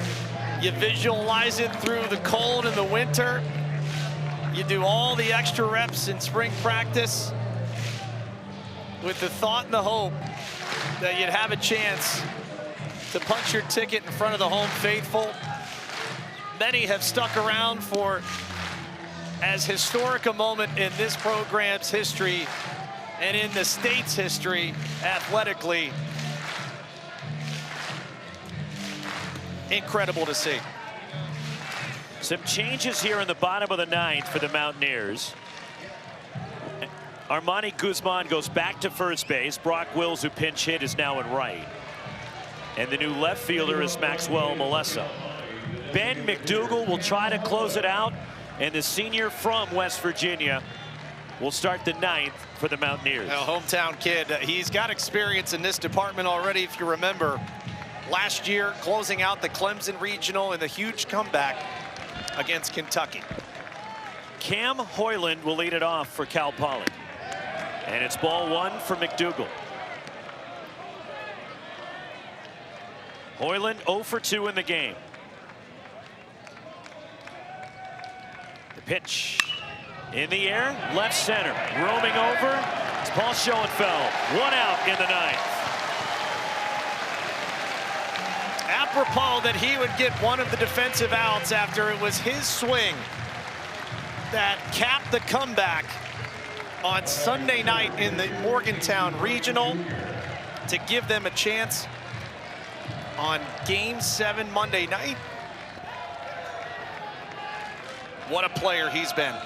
Now it's the senior Casey Murray Jr. Has had a nice run with Cal Poly, and more than likely his final at bat.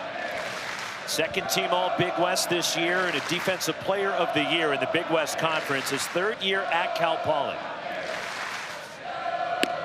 1-1. West Virginia. Majority of the fans have stayed, looking to see history. And what a monumental day it'll be, not just for West Virginia baseball, but the university, the community, and the entire state of West Virginia. Incredible what they've built. Steve Saban's taking over for Randy Mazey in his final season, able to burst through the door into their first Super Regional berth to 2024 in Chapel Hill. It did not end the way they hoped, but they found a way to believe. Strike 3 call to Murray. He's gone looking. 1 out away, the Mountaineers, for being the first entrant to Omaha for 2026. A season ago, they punched their ticket to Supers with a massive comeback in the Clemson Regional over Kentucky. They would fall to the eventual national champion LSU Tigers in Baton Rouge. LSU didn't even make the tournament this year. And West Virginia a chance to stamp their mark on an incredible run. Ball 1 to Antonio Castro. Right now, he's all that's standing in the way of a huge party in Morgantown. Over under on how many couches get burned here tonight. It's high. Out of play. 1-1 the count on Castro.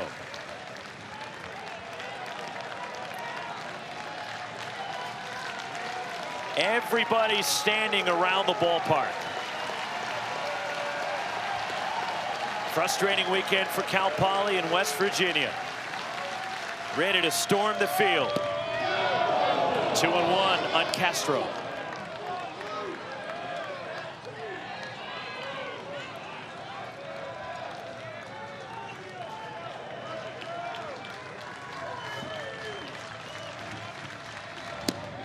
Three and 1 now on Antonio Castro. Well, it's been Ben McDougal who had so many critical outs in relief in the Morgantown Regional. And now Cal Poly is down to their last strike. They will rise as one in Morgantown.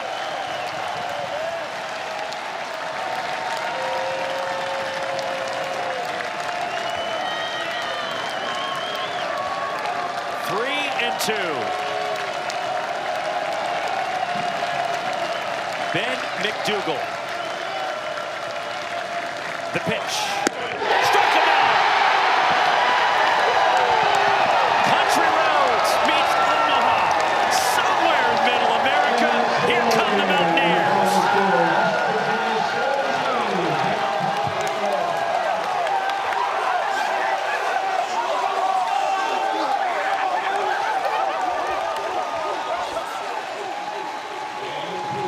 The road to Omaha will have Mountaineer faithful on it, and history in West Virginia. For the first time, West Virginia baseball is headed to the College World Series.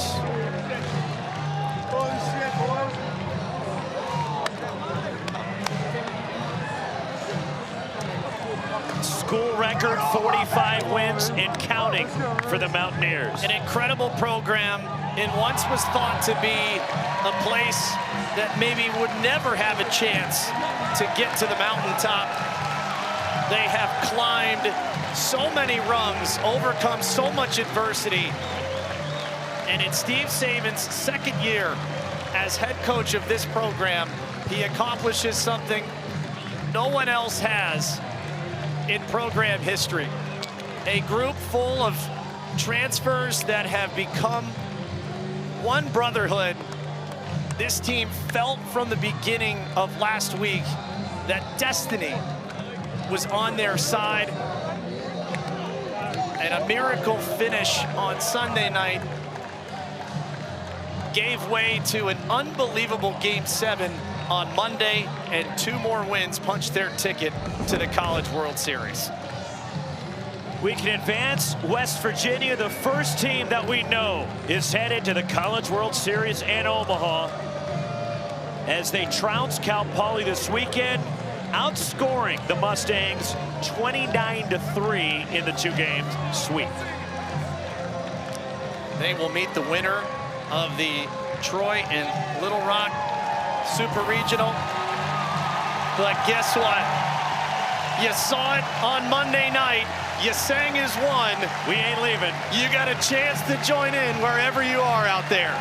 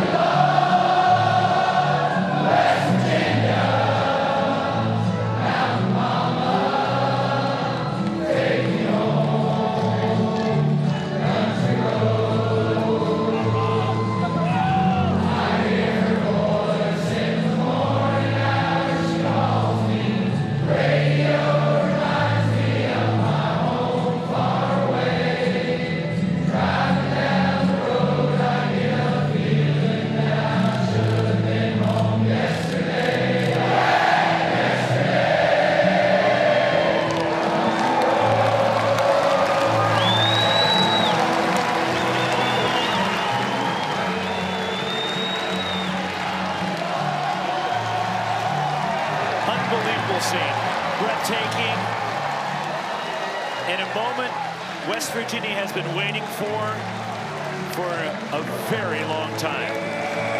An incredible scene. It began with a man in Randy Mazey who had the vision. There was sacrifice, there was adversity, there needed to be buy-in. They knocked on the door the last couple of years. They got the home field advantage. Randy's Ridge now sees a team headed to Omaha. West Virginia, the Mountaineers, are headed to Omaha. And the College World Series. Look out, Omaha, I should say.